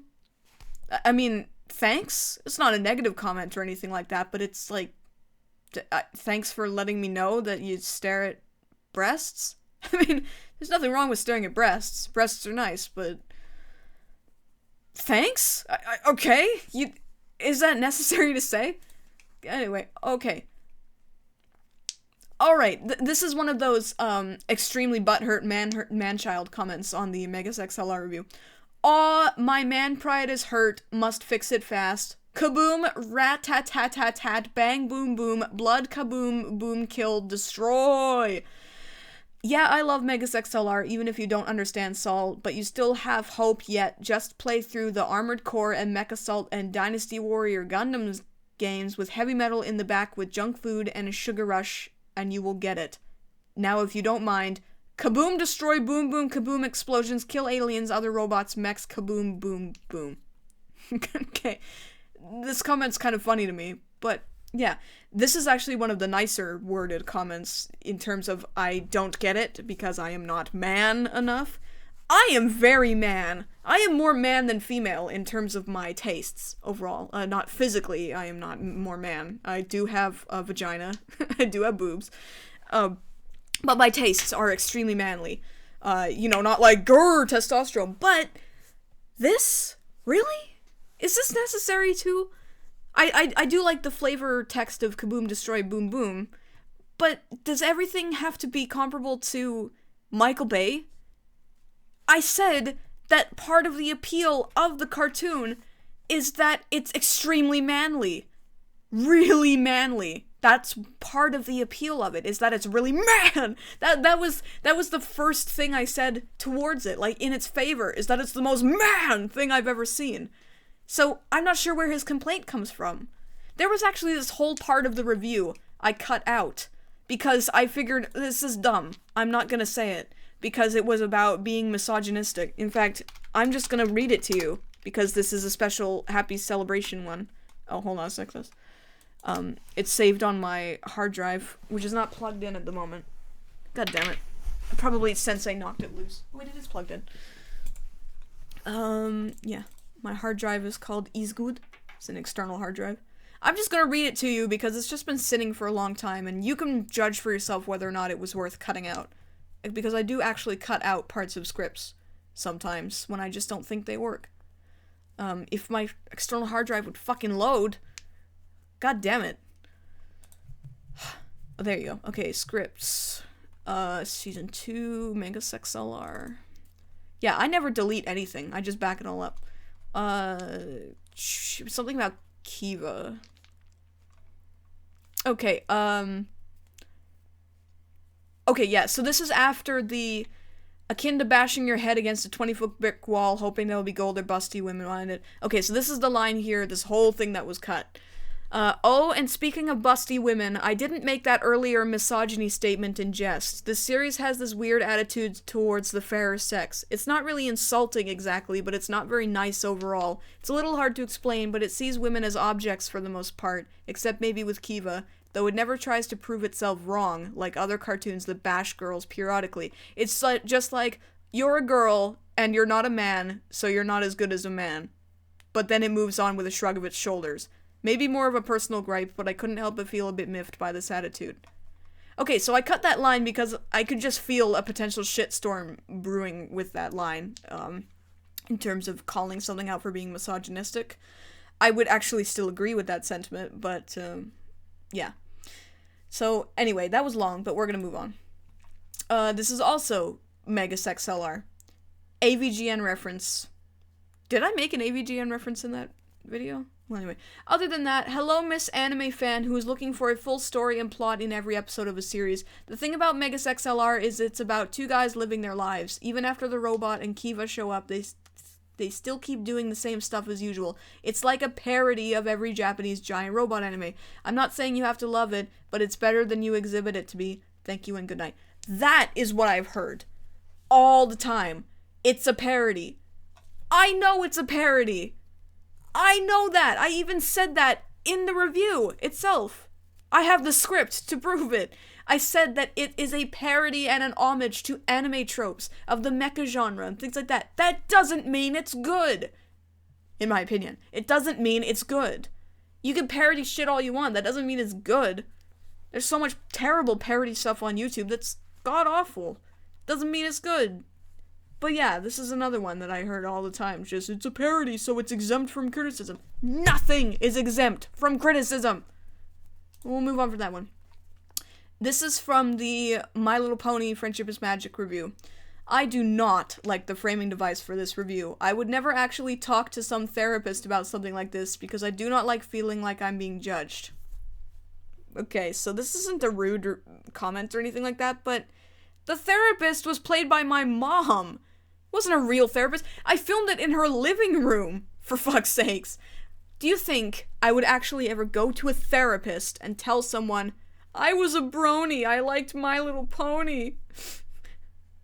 People take these videos so seriously sometimes. You know, there are people who honestly believe that videos they just go up on YouTube as if, like, they go up in their current form as if they were always like that. Like, the instant they're uploaded is when they start to exist. People work on these videos for days or weeks or months at a time. They get built over time. They don't just appear out of thin air. You know, I get comments like that a lot, especially with the whole ripoff comments. It's like, ooh, who came first? It's like, I was working on some of these videos for ages before they came out. So, it's a spurious argument, but this is just like, come on. You don't need to take things so seriously all the time. To be honest, I'm not a fan of the framing device either, just because it was badly filmed. It just looks like crap, but that's just from a technical standpoint. Okay, this is obviously Moral Oral review. No one watch or like Moral Oral. Where have you been? People really like Moral Oral. It's like, it's kind of a cult hit, I would say. People really like Moral Oral. Where do you even get that from? Of course people watch it. Of course people like it. I watch it. I watch it. That means someone watches Moral Oral. But, yeah. It's nothing to... Oh, okay. Whoa. This one is long. Hold on a sec. I don't think I can fit this whole thing here. Let me see if I can move it down a bit. No, it's not gonna work. Okay. Well, sorry. I'm just gonna have to read this all out, and you're just gonna have to, take my word for it that this is the full comment. So this is on the My Life as a Teenage Robot review, which honestly didn't get nearly as many, negative comments from... that I was expecting. But it did get a few. Okay. Shut the fuck up. This show was awesome and funny. The lack of originality argument can be used against literally any piece of media. It is extremely, extremely difficult to be truly original. That choice of criticism is a cheap shot. Nitpick. And my response was, actually, I was just mentioning it because I felt it was worth mentioning. I never criticize something for a lack of originality unless the premise has been flat out stolen. This is also true. I mention if something is not very original, but that doesn't mean it takes any part in criticism. It's just, I say it more as documentation of that fact. Because yeah, it's really hard to be original. Anyway, maybe you need to be less sensitive about people having a difference of opinion to you instead of telling them to shut the fuck up. All it does is highlight your own closed mind and is very indicative of your lack of maturity. Again, pretty sure I commented this when I was still very sensitive to insults. Okay, and their response, this is like a chain here. Their response is, calling me closed-minded is a bit of an assumption, isn't it? I'm sorry, but this show gets little to no attention these days. As if that's my fault. The few times the video does pop up talking about the show, it's kind of refreshing to see that people still think about it. I've just never seen such a brutal criticism for such an underrated, obscure show that barely survives on word of mouth alone. Naturally, I will get angry when I see someone trash talk something I love, especially when it barely even talked about. I like to see brutal criticism on things that get too much attention and are overrated given way too much credit. Malatter doesn't, it just isn't one of those things. I must be honest, I rarely leave negative comments directed towards that creator. When I do, it's usually just immature, sarcastic. Oh, I fucked up and I didn't expand that comment more, sorry. Okay, so I have no idea how that's my fault, that the show doesn't get very much attention. I just gave it some attention by doing a review of it. So yeah, I'm not sure how that is anything. Also, you like it when people give brutal criticism when things get too much attention and are overrated or given way too much credit. So it's a double standard, is it? If something is overrated, in your words, overrated or given too much credit or attention, then it's okay to rip into it, but if it's not, ooh, it's off limits. Fucking double standard bullshit. You can't do that. Nothing is immune to criticism. It doesn't matter what you say. You can say anything about anyone. It's the beauty of free speech, man. Doesn't mean there won't be consequences for what you say, but you can say whatever the fuck you want. Okay? Anyway, my response to that was, well, calling my criticism harsh doesn't score you any credibility points in my book, but I think it's best to agree to disagree. Obviously, I can't change your opinion and you can't change mine, so there's no point in bickering about it. I have no follow-up to that. That's how I feel as well. And their response is, all I'm saying is, it's rather shocking to me that I would ever see such criticism for a show that doesn't really deserve it. Okay, well, that's his opinion. To me, it deserved every piece of criticism it got. It was clearly made with passion rather than soullessness.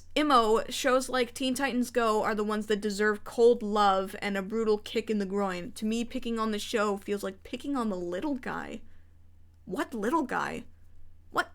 People love this show. It's like a cult hit. Well, sort of. But what are you talking about? It's a show! It's not a person! It's not your show! You didn't make it. Why does it require all of this defense from you? You know, if it's good, it should stand on its own without requiring white knights like this to come in and say it needs defending. Go pick on someone else. It's sort of a why don't you pick on someone your own size kind of thing. But no, I'm not going to pick and choose who I pick on just because you don't think it's appropriate. That's not how this works. So my response was, drop it, mate. You're only making yourself look more foolish. Which is, yeah.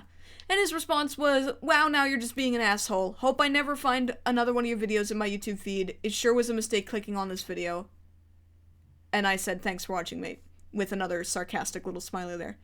Well, I mean, I don't really want you watching my video, to be honest, because if you're just going to be like that, then I don't really care. Again, you're entitled to your opinion, but accusing me of trash talking, being harsh, and picking on the little guy is pretty unfounded, I would say. If you watch the review, I would say I'm pretty fair overall. It's an average so we got an average review. It's not terrible, it's not great. Who cares? It's a show. Okay, this one is on the one man, one woman video, which is one of the most embarrassing videos I've ever made, because I made that stupid remark.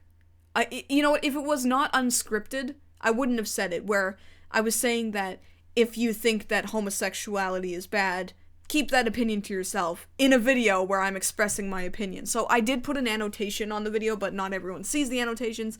So yeah, that was dumb.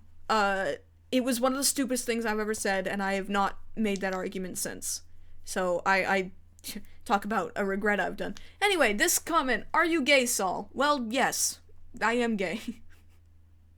I don't even know why I say this one. Okay, this is also the one man, one woman thing. It's not a hate speech, you cunt. It's just a cartoon for church people. How would you tell a 4-year-old child that her friend mommies are lesbians? You're starting to fuck it up, Sol. What's happening to you? Okay, so you're saying that it's okay to spread harmful, potentially life-threatening, terrible misinformation to 4-year-olds just because it's for church people? It's like the shitty Kirk Cameron movie, Saving Christmas, or the thing I'm gonna be doing the first Abominations episode on. Just because it's for church people doesn't mean it isn't bad. Spreading terrible lies like this, misinformation, and hateful content like this in the guise of religious righteousness is not right. Okay? It's not right.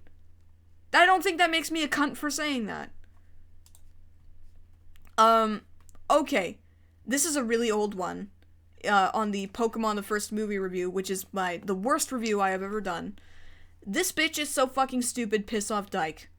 And then, someone said word, as in, he agrees with me. Now, I blanked out the names on this one because I used to do that, but I stopped caring after a while. My comment was, thanks for your feedback. I encourage you to take the time to create a rebuttal review to counter all the points you may have found unsatisfactory in my review. You know, this is just one of those canned responses I had, where it's just saying, like, you know, put up your dukes in a review kind of thing. Just worthless. You know what, this isn't even funny, I'm just gonna move on. Okay, I like this one, though. This is on the Rango review. Are a hipster. Are a hipster. I don't know. Are I a hipster? I don't think I am. I never claimed to be a hipster. I think the only thing hipsterish about me is that maybe music, possibly. I wouldn't consider myself a hipster, but I do kind of prefer finding music that people don't really know about. Like, I really like bands like True Slow. I like, well, I'm drawing a blank on their name. Starset, who are not a small band, but I like True Slow, Starset, the Tragic Thrills, Van Isaac, all that kind of stuff. Just because I listen to my music absurdly loud in my car when I'm driving, and I don't really like it when people know what music I'm listening to, because music to me is really personal. I attach myself to music very personally because it's an expression of how I feel at the time. If I'm listening to an angry song, it means I feel angry. If I'm listening to a sad song, it means I feel sad. That kind of thing. So when people know what music I'm listening to, it just feels kind of like an invasion of privacy. So I go out of my way to find music I know people don't really know about, so that doesn't happen. I don't do it out of I liked them before they were cool kind of thing. I just do it because music is very personal to me. But that's the only thing that could be considered hipsterish then. But are a hipster. I like it. It's great. Why did I save this one? This is from the Roger Rabbit Shorts Mini Mondays. You should go and the Anime Lady Oscar and the Anime Candy Candy all the episodes. I don't even know what that means.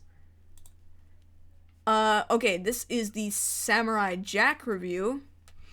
This EyeofSol girl looks stupid, retarded, evil shit, and she more look like a shitty guy than a girl, and I think she more likes evil in this world than a holy warrior, Samurai Jack.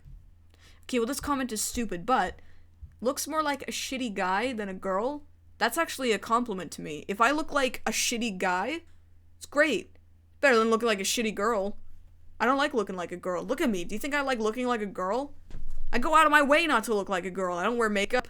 I don't do anything that makes me feminine. I get haircuts every, 9 months because I don't fucking care. I wear the same clothes all the time. I have one pair of pants that I just wear, and I just put different t-shirts on. I don't give a fuck.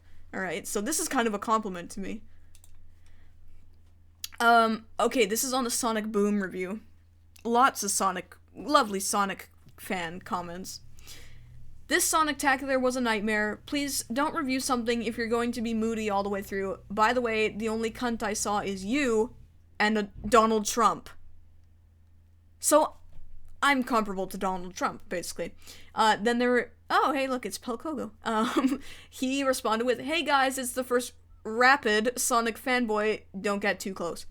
And then the response is, ha, ha, ha, very funny. But seriously though, notice that throughout most of the Sonic-tacular, she thought that being tortured and forced to watch something terrible is funny. It's not funny, it just seems like someone who doesn't give a fuck about Sonic give a review on Sonic based on her biased opinion of story arc equals trying to be decent.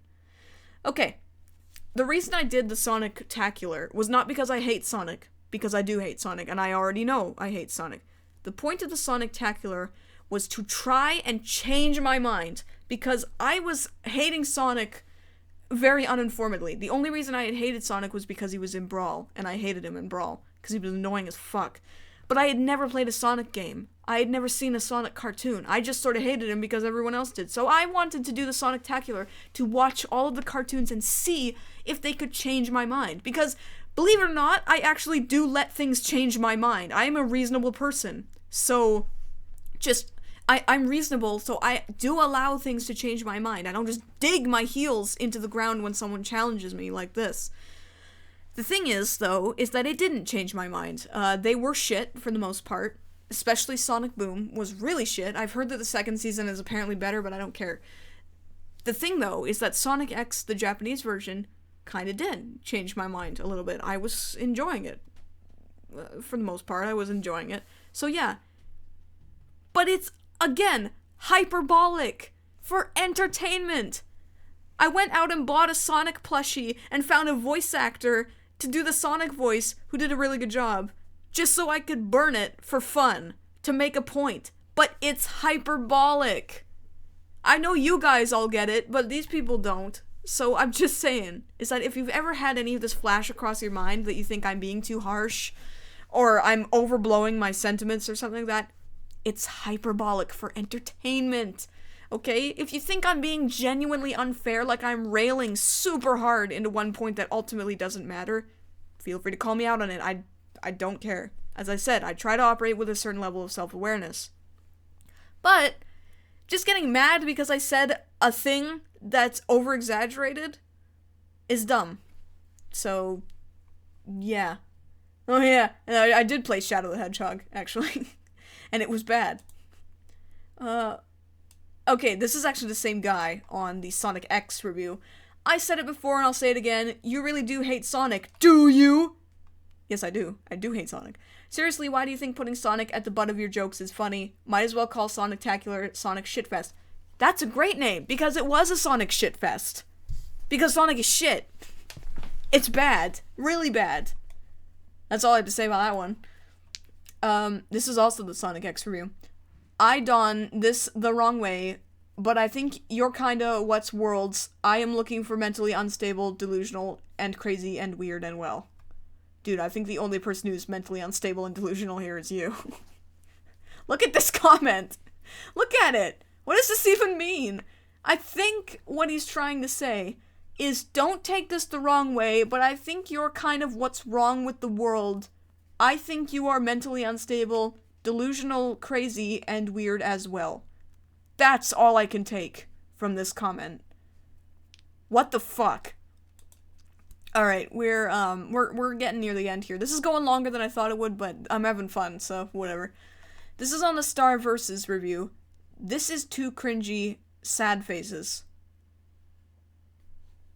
I actually think this Star Versus one is one of my better reviews, to be honest. Actually, the green screening I did in that review, I wish I remembered what I did because it looks really good. Like, there's no sparkling going on with my hair or anything like that, because my hair is a similar color to the green screen, and the Keylight software doesn't really like this color. It's a little bit too close. to the green screen color, so it like sparkles around the edges, kind of looks like shit. But it looked good. It looked really good, and I'm not sure why. I wish I could remember what I did. I have nothing to say about this comment. I just wanted to say that, yeah, I actually think that the Star vs. one is one of my better reviews. Of my older ones, at least. This is also Star vs. Your least favorite episode is Lobster Claws. That one of my favorite, Britch. Okay, well, good for you. But, Britch? Did I, like, pull your britches down or something like that? I don't care if it was one of your favorites. Does it really matter, anyway? Okay. Now, there's a lot more comments, negative comments that have been left on my Symbionic Titan review since I stopped archiving these. But Jesus Christ, there's a lot of them. It's, like, my most disliked review. And, yeah, not without reason. I mean, it's a bad review. Not necessarily content-wise, just... It was my first review, and I was just learning how to use Adobe Premiere, and it didn't even have music in the background. And then I went to did the Rick and Morty review, and to compensate, the music was way too goddamn loud. I think I'm better at audio balancing now, I'd say. Anyway, this one says, Little Crawly with lamps. Lamps. Again, I don't know what this means. Little Crawly with lamps. I don't know why I saved that one. Okay, this one's long, so just bear with me. This is also Symbionic Titan review. Okay. Look, I apologize what I said in the comments. I shouldn't judge other opinions, but what you said about the show would have been 10 times better if it was a show about Octus is bullshit. And you saying this is not Gendy's greatest work, you're wrong. I like Octus, but the show wouldn't have been better if it didn't had the ones that made it that great than it already is. I don't care if you don't think that Lance and his future girlfriend are interest characters, but I will say this, Lance is a badass. I don't know how you don't see that. After all you've seen him done, you think he just a whinny little bitch, but that's not how I see it. You may be blind, but I'm not, no offense, but still. The animation, the storyline, the characters, the dazing, the brutality. This is Gendy's greatest work, and if you don't think so, that's fine with me. I just wanted to let you know about how about your review, and that I will never watch it again. And again, Solomon is not a villain. He protects the Earth from outer space treats. You should know that by watching the show. By the way, I thought you looked great on that review about Attack on Titan. Call me. Wait, I already have a girlfriend. Sorry, bye.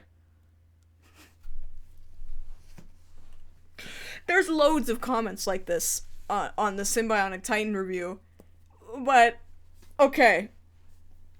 If we're gonna get into this one, I do think the show would have been better if it was about Octus, and now I have proof, because, Lego Ninjago Masters of Spinjitzu has a similar character to Octus in Zane, who is a focused character, and when the show focuses on him, it's really good. So, having a show about Octus isn't bullshit. Yeah, I think it would be interesting, actually. I'm not saying it hasn't been done before, but just a robot like Octus trying to fit in with human society works for me. Would have been interesting. If I don't know how, okay, why don't I see Lance as a badass? Because he's not, at least to me. He's too emo for me. He's so like, people like to complain a lot. They were like, oh, his backstory is sad, and that makes him a cool character. I disagree entirely. I think his backstory is manipulative and pointless. There's a chance I might actually go back and re-review Symbionic Titan, like maybe for my 300th episode, or sorry, like 4-year anniversary or 200th episode or something, but yeah, I might go back at some point, but seriously, I don't think he's a badass. I think he's an emo little prick, and he's not interesting at all. To me, at least. This is Gendy's greatest work. That is, no. No, it isn't. Samurai Jack is his best work. That sounds like an opinion, but really, I mean, come on. Samurai Jack has so much more going for it. Okay, that is my opinion, but still, I would disagree entirely. Solomon is not a villain. He protects the Earth from outer space treats. Okay, he protects the Earth from outer space treats. Fair enough, but, okay. Let me put it this way. I've written a story called Paradox: The Last Day. The protagonist of the story is trying to kill everyone. He's already killed 9 billion people, and his goal is to kill everyone else. Because he needs to. I'm not going to elaborate more. Let's just say that he needs to kill everyone else in the world. The antagonist is trying to stop him from killing everyone else in the world. By this logic, the villain of my story, the antagonist, is not a villain because he is protecting the Earth from outer space treats. Okay, villain is not the correct word, but... Oh, look, my mom. My mom is in the stream. Hey, Mom, did you bring Doritos? Anyway, so that's not the point. A protagonist is just the person who is the star of the story. An antagonist is someone who is against them.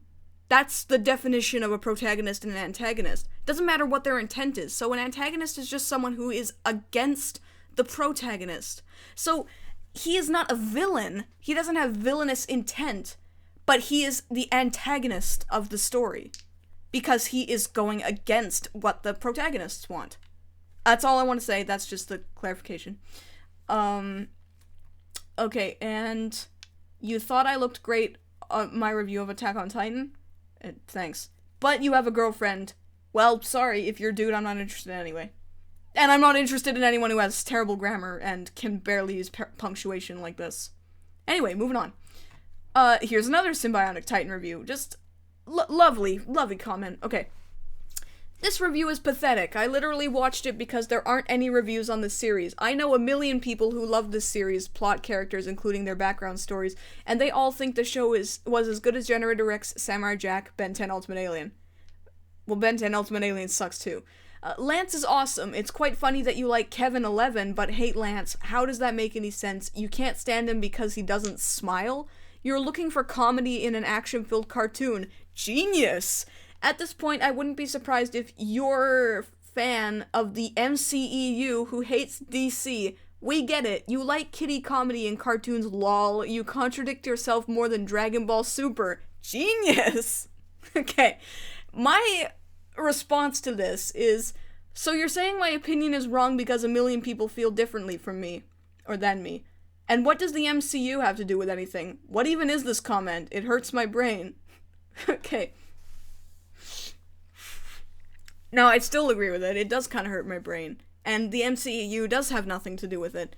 But when did I ever say that I was looking for comedy in this series? Generally, I'm actually more opposed to comedy if something is attempting to do drama. Normally, I am. I prefer drama over comedy.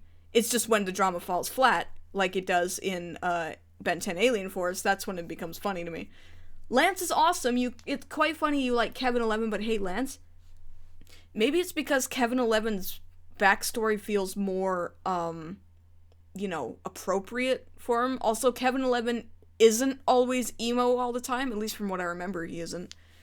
Yeah, I don't know. It's just... this comment is genius! Super genius! Yeah, okay. Anyway. But yeah, just because a million people think something doesn't mean it's right, okay? Okay, this is my So You Want to Be a YouTuber video, which is still my channel trailer because I'm way too lazy to record a new channel trailer, but it's hideously out of date. Eat poop. Just eat poop. Okay. Again, eat poop. Just another one of those worthless comments that just make me laugh. This is the House of Small Cubes, Mini Mondays. That was rude, but good vid. What was rude about it? It's the House of Small Cubes. I really like that short. It's beautiful. What was rude about it? I wasn't like, oh, this thing sucks, fuck it. I don't get it. I don't even... whatever. This is another worthless one. Okay. This one, actually, I think I responded to and I didn't save the whole thing. I think we came to an agreement, but I will just read this out. This is the Iron Giant review. If it was one of the best pieces of animation in existence, then you would have given it a 5 out of 5, but you won't ever do that because you think being negative makes you smarter. Okay, there's a lot to unpack with this statement. Again, I think I went and talked to this guy about this, and I think we did come to some sort of agreement. You know, agree to disagree, kind of. Okay. The score is not what's important to me in anything, any review of mine that I make, if I could go back and change one thing about my shows, it would be getting rid of the scores. No scores at all. Because what's important in a review is not the score. It's what you say about a thing.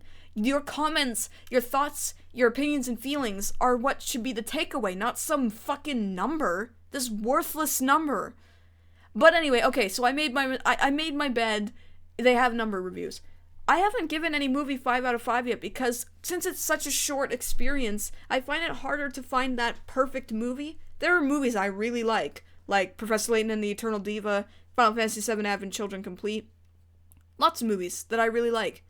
But that doesn't mean they're perfect or anything like that. And to be honest, I've never found a perfect movie before. I'm not IGN, okay? I don't just throw out perfect scores like they're fucking candy corn, okay? Something has to be exceptional for it to be worth a perfect 5 out of 5. To the date, I have given 3 things 5 out of 5. Gravity Falls, BoJack Horseman, Mononoke. That's it. Even certain Studio Ghibli movies, Grave of the Fireflies, Mononoke Hime, no, sorry, Kaguya Hime no Monogatari, The Tale of Princess Kaguya. Even those, 4.5s. Because to me, there is no perfect movie. So in a way, 4.5 kind of is the perfect score for a movie for me. I don't know. I've never seen a movie that is perfect in my eyes. There's always something I can pick out and say, yes, this is a negative thing. But that doesn't mean I do it to make myself look smarter. Being negative doesn't make you smarter. You know what does make you smarter, though? Raising your voice! That makes you smart. Yeah. People talk loud when they want to act smart, right? Correct! That's what makes you smarter. Anyway, we're gonna move on with this. But again, like I said, I'm pretty sure we came to a agreement about this. Okay, this is the Lorax review. Sol, let me eat your ass. What? She's a white woman with a cute body and her own place. If I want to rim her asshole, that's my business. And the response is, whatever. This is another one where it's like, what do I even say to this? What does me having my own place have to do with this? My own place? Is that because you think no one's gonna barge in while you rim my asshole? Okay. This might just be me because I'm asexual. This might just be me. I don't see the appeal of eating ass because ass is where poo comes from. Poo is full of bacteria and disgusting things. Poo is how E. coli and cholera spread. Why would you want to eat that? That's like a huge health risk. But again, that's just me. You guys do whatever you want. If you want to rim assholes and eat ass and whatever, you do that. I don't care. Okay, this is a guy who just kind of went ranting. This is actually on various videos. Let's see, there's like the Hotel Transylvania one and the Sonic Sat AM ones. Can I get this whole thing to fit? Okay. Yeah, this guy went on a video game rant of sorts. Frick, you pile of mammoth crap. Really, they gave Animat, a YouTuber that is 10 times better than this channel, so many dislikes on his review of this movie, which is Hotel Transylvania. But this video got many likes. Hotel Transylvania doesn't suck, you dumbass. See how many piles of shit you can make on YouTube. Oh, this is, what did it say? This was a response, but it didn't save it.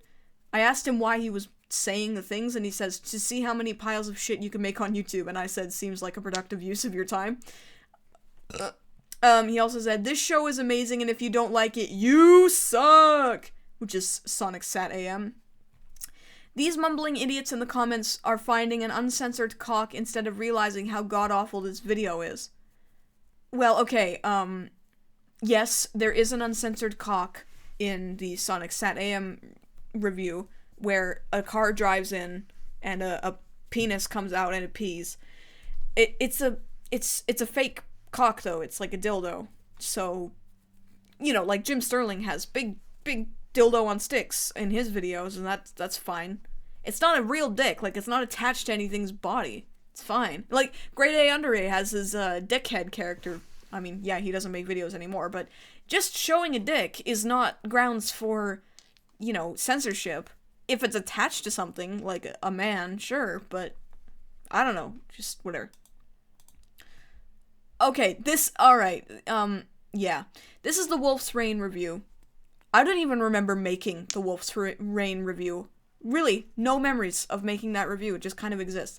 Okay, Suiterer, flips all the things. Anyhow, neat review. Sort of made me want to watch, but too much convolution. I don't know what that means, but, Suiterer. Okay, I fucked this up really bad, and I can't remember why, because as I said, I don't remember making the review at all. Sundere is how you say that word. Sundere. I said Sundare. I don't know why. I can't remember why I said that. Sundare. So I fucked that up. That was my bad. But Suiterer flips all the things. I didn't say Suiterer. I said Sundare. So now I've made sure every time I do a review with a Sundere in it to make sure I say Sundere. Was I drunk when I made it? No, I don't drink. I don't know. I just don't remember making it at all. It's weird. It's like how I don't remember making the first movie review either. It just kind of exists. Okay. This is the Wander Over Yonder review. We're almost done. We got like 3 more comments here. I think I am in shock in some form from this. Now, I'm assuming that this comment is saying in shock from the video. Now, okay. The Wander Over Yonder review was a good learning experience on how not to bang on about describing characters for too long. I try to be a lot more concise now because people don't want to hear about the same thing all the time. I went into way too much detail with Wanderer and Sylvia's relationship. But bad? I don't know. People don't really complain about the review. They seem to think it's okay. I just don't know what shock you're talking about. What do you mean? Like, you just don't elaborate. I hate these comments that say these, like, really, really intense, statements, and then they don't elaborate as to why or what. Again, I'm sure they're obviously hyperbole, but I just have nothing to say about this one. Okay, here's another Wander Over Yonder one. By the way, the short version of my name is not it's Sol. Is capable of not sounding boring? I'll give you that one. For sure. I did sound very unenthused in my Wander Over Yonder review, but again, I was still learning at that point, trying to figure out how to do proper inflections, how to sound like I have energy in my voice, because, as you probably know, I act with my face. I'm not a very good actor, but I do act with my face, which is the most expressive part of me.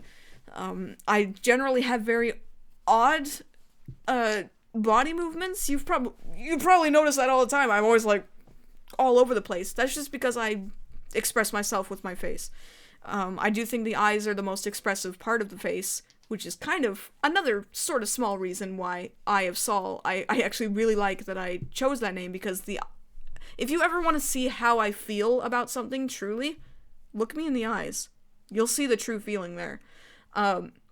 But yes, I would agree that I probably did sound bored in that review, but it wasn't because I was bored. I was just learning how to properly do inflections with my voice.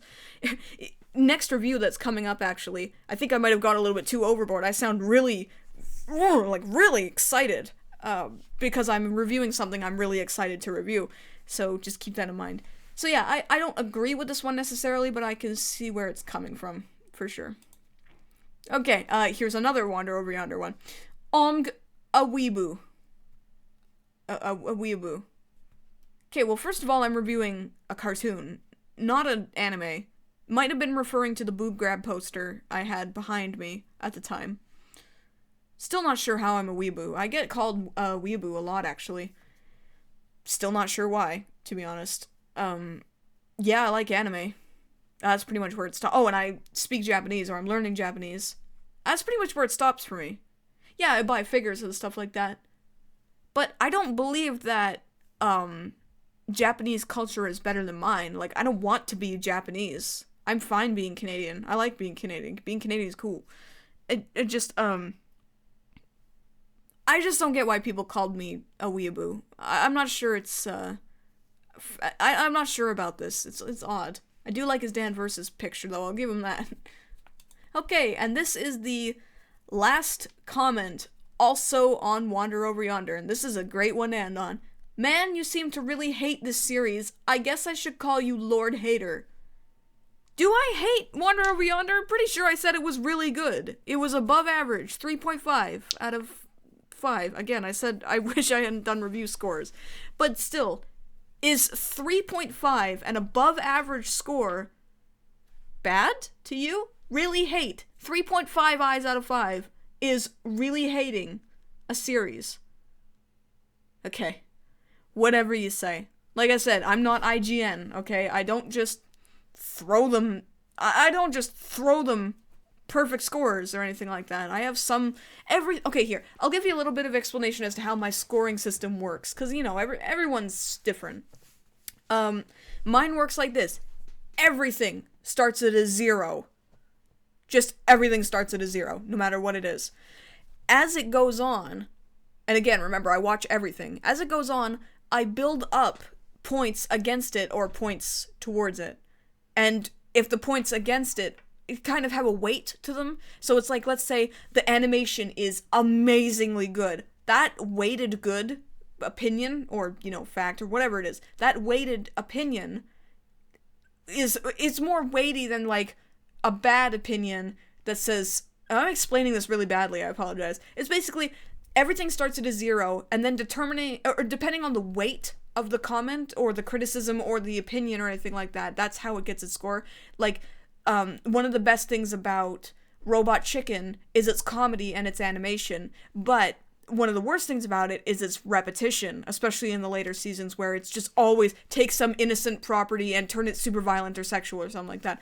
The weight of the comedy and the good animation, well, good, appealing animation, is stronger than that of the repetition criticism. So that would fall, let's see, the weight of, so I'd give the animation, I'd give it a weight of about 1, and the comedy, I'd give it a weight of about 3. But I would give the repetition a weight of about 1 as well. So on that scale, then, we'd be sitting at a 3 currently. So it's basically just like adding criticisms and comments to each side of a scale, and they sort of balance each other out. And at the end, once I've got all my criticisms and all my comments and opinions and everything like that, the way the scales are, negative or positive, that's how the review comes, or that's how the score comes out. Again, I'm not explaining this very well. It's personal, and it's kind of specific to me, but that's how it is. So everything starts out as the worst thing ever until it can prove itself wrong, is pretty much what I'm saying. So yeah, that is, and there we are. There's that. You do fucking say Lucille's in love. That is all of the comments I've archived. Now, believe me, there's a lot more funny and terrible ones, but I stopped archiving them at some point because I just kind of stopped giving a shit. I became a lot less sensitive to comments, criticisms, and things like that, so I just stopped feeling like it was necessary to archive them. But yeah, so that's pretty much it. It's almost 10 o'clock here. You know what, let's do a couple more questions for 8 more minutes, just so I can round this off for a good 2.5 hour stream. That's good. Okay, yeah, let's do this. Have I seen Cat Dog? Yeah, I remember watching it when I was younger. It's alright. I found the art style really unappealing, though, but I'd have to watch it again. I should do these Q&A live streams more often. See, I used to do Q&A live streams all the time, Sol Speaks. But this is the problem, is that I did like doing them, but the same questions were being asked over and over and over again, and I just got so sick of doing it. Because it was just me sitting there like, and I would just focus on one point for way too long because it was something that hadn't been asked before, or something like that. So after my 100th episode, I discontinued them, and I'm glad I did, because I can have more fun doing them when they're less common. So, yeah.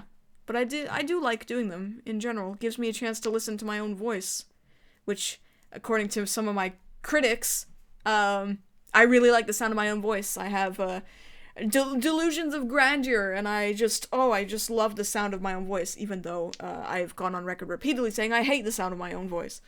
So I do like the things that I say, but I hate the sound of my own voice. When it was my last Sol Speaks, it was after my 100th episode, the Freakazoid episode. The stream will be archived, yeah, assuming YouTube doesn't fuck it up for some reason. This one will be saved, yeah.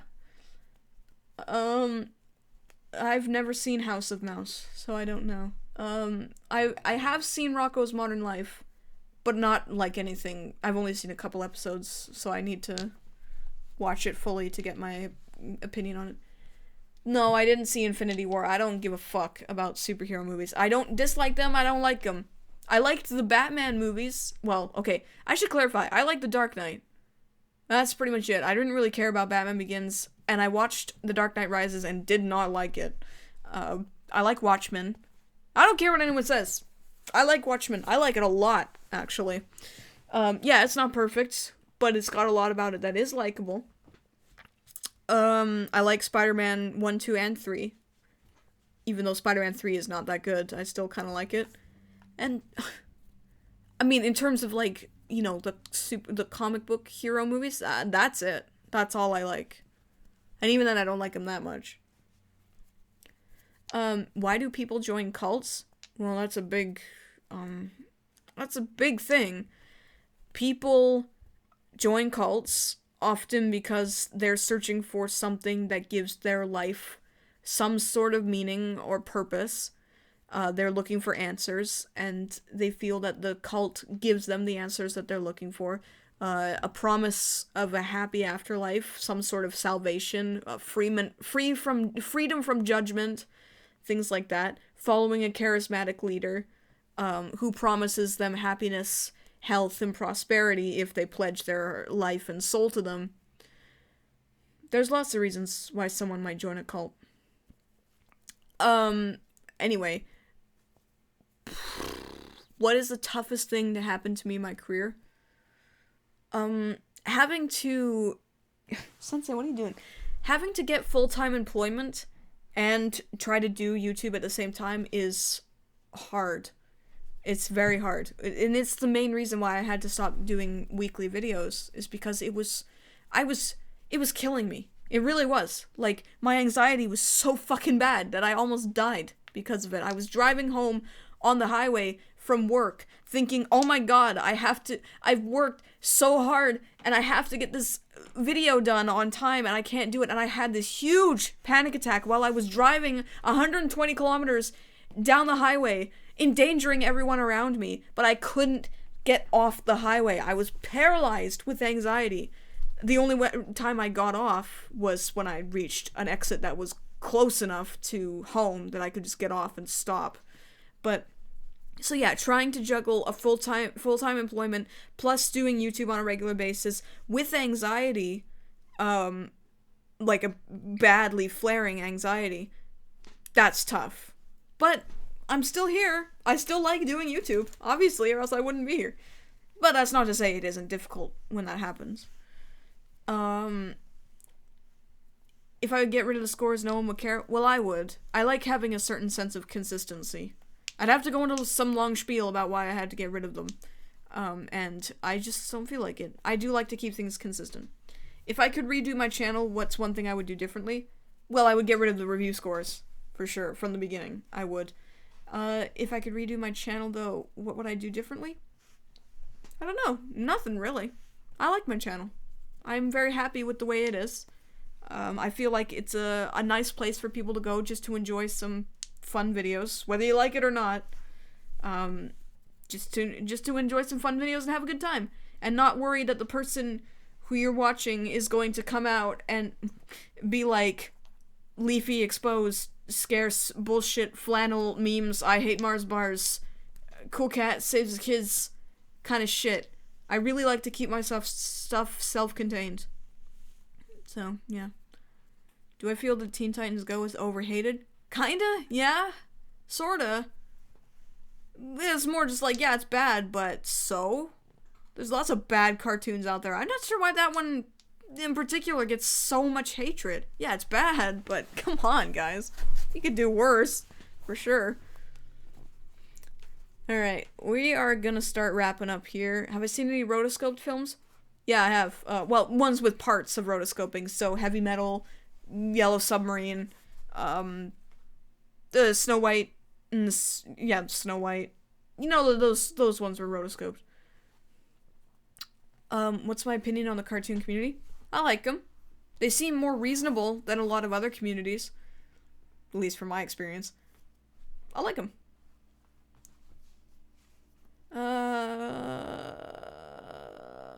Well, I already answered that favorite music video question, so I'm not gonna do it again.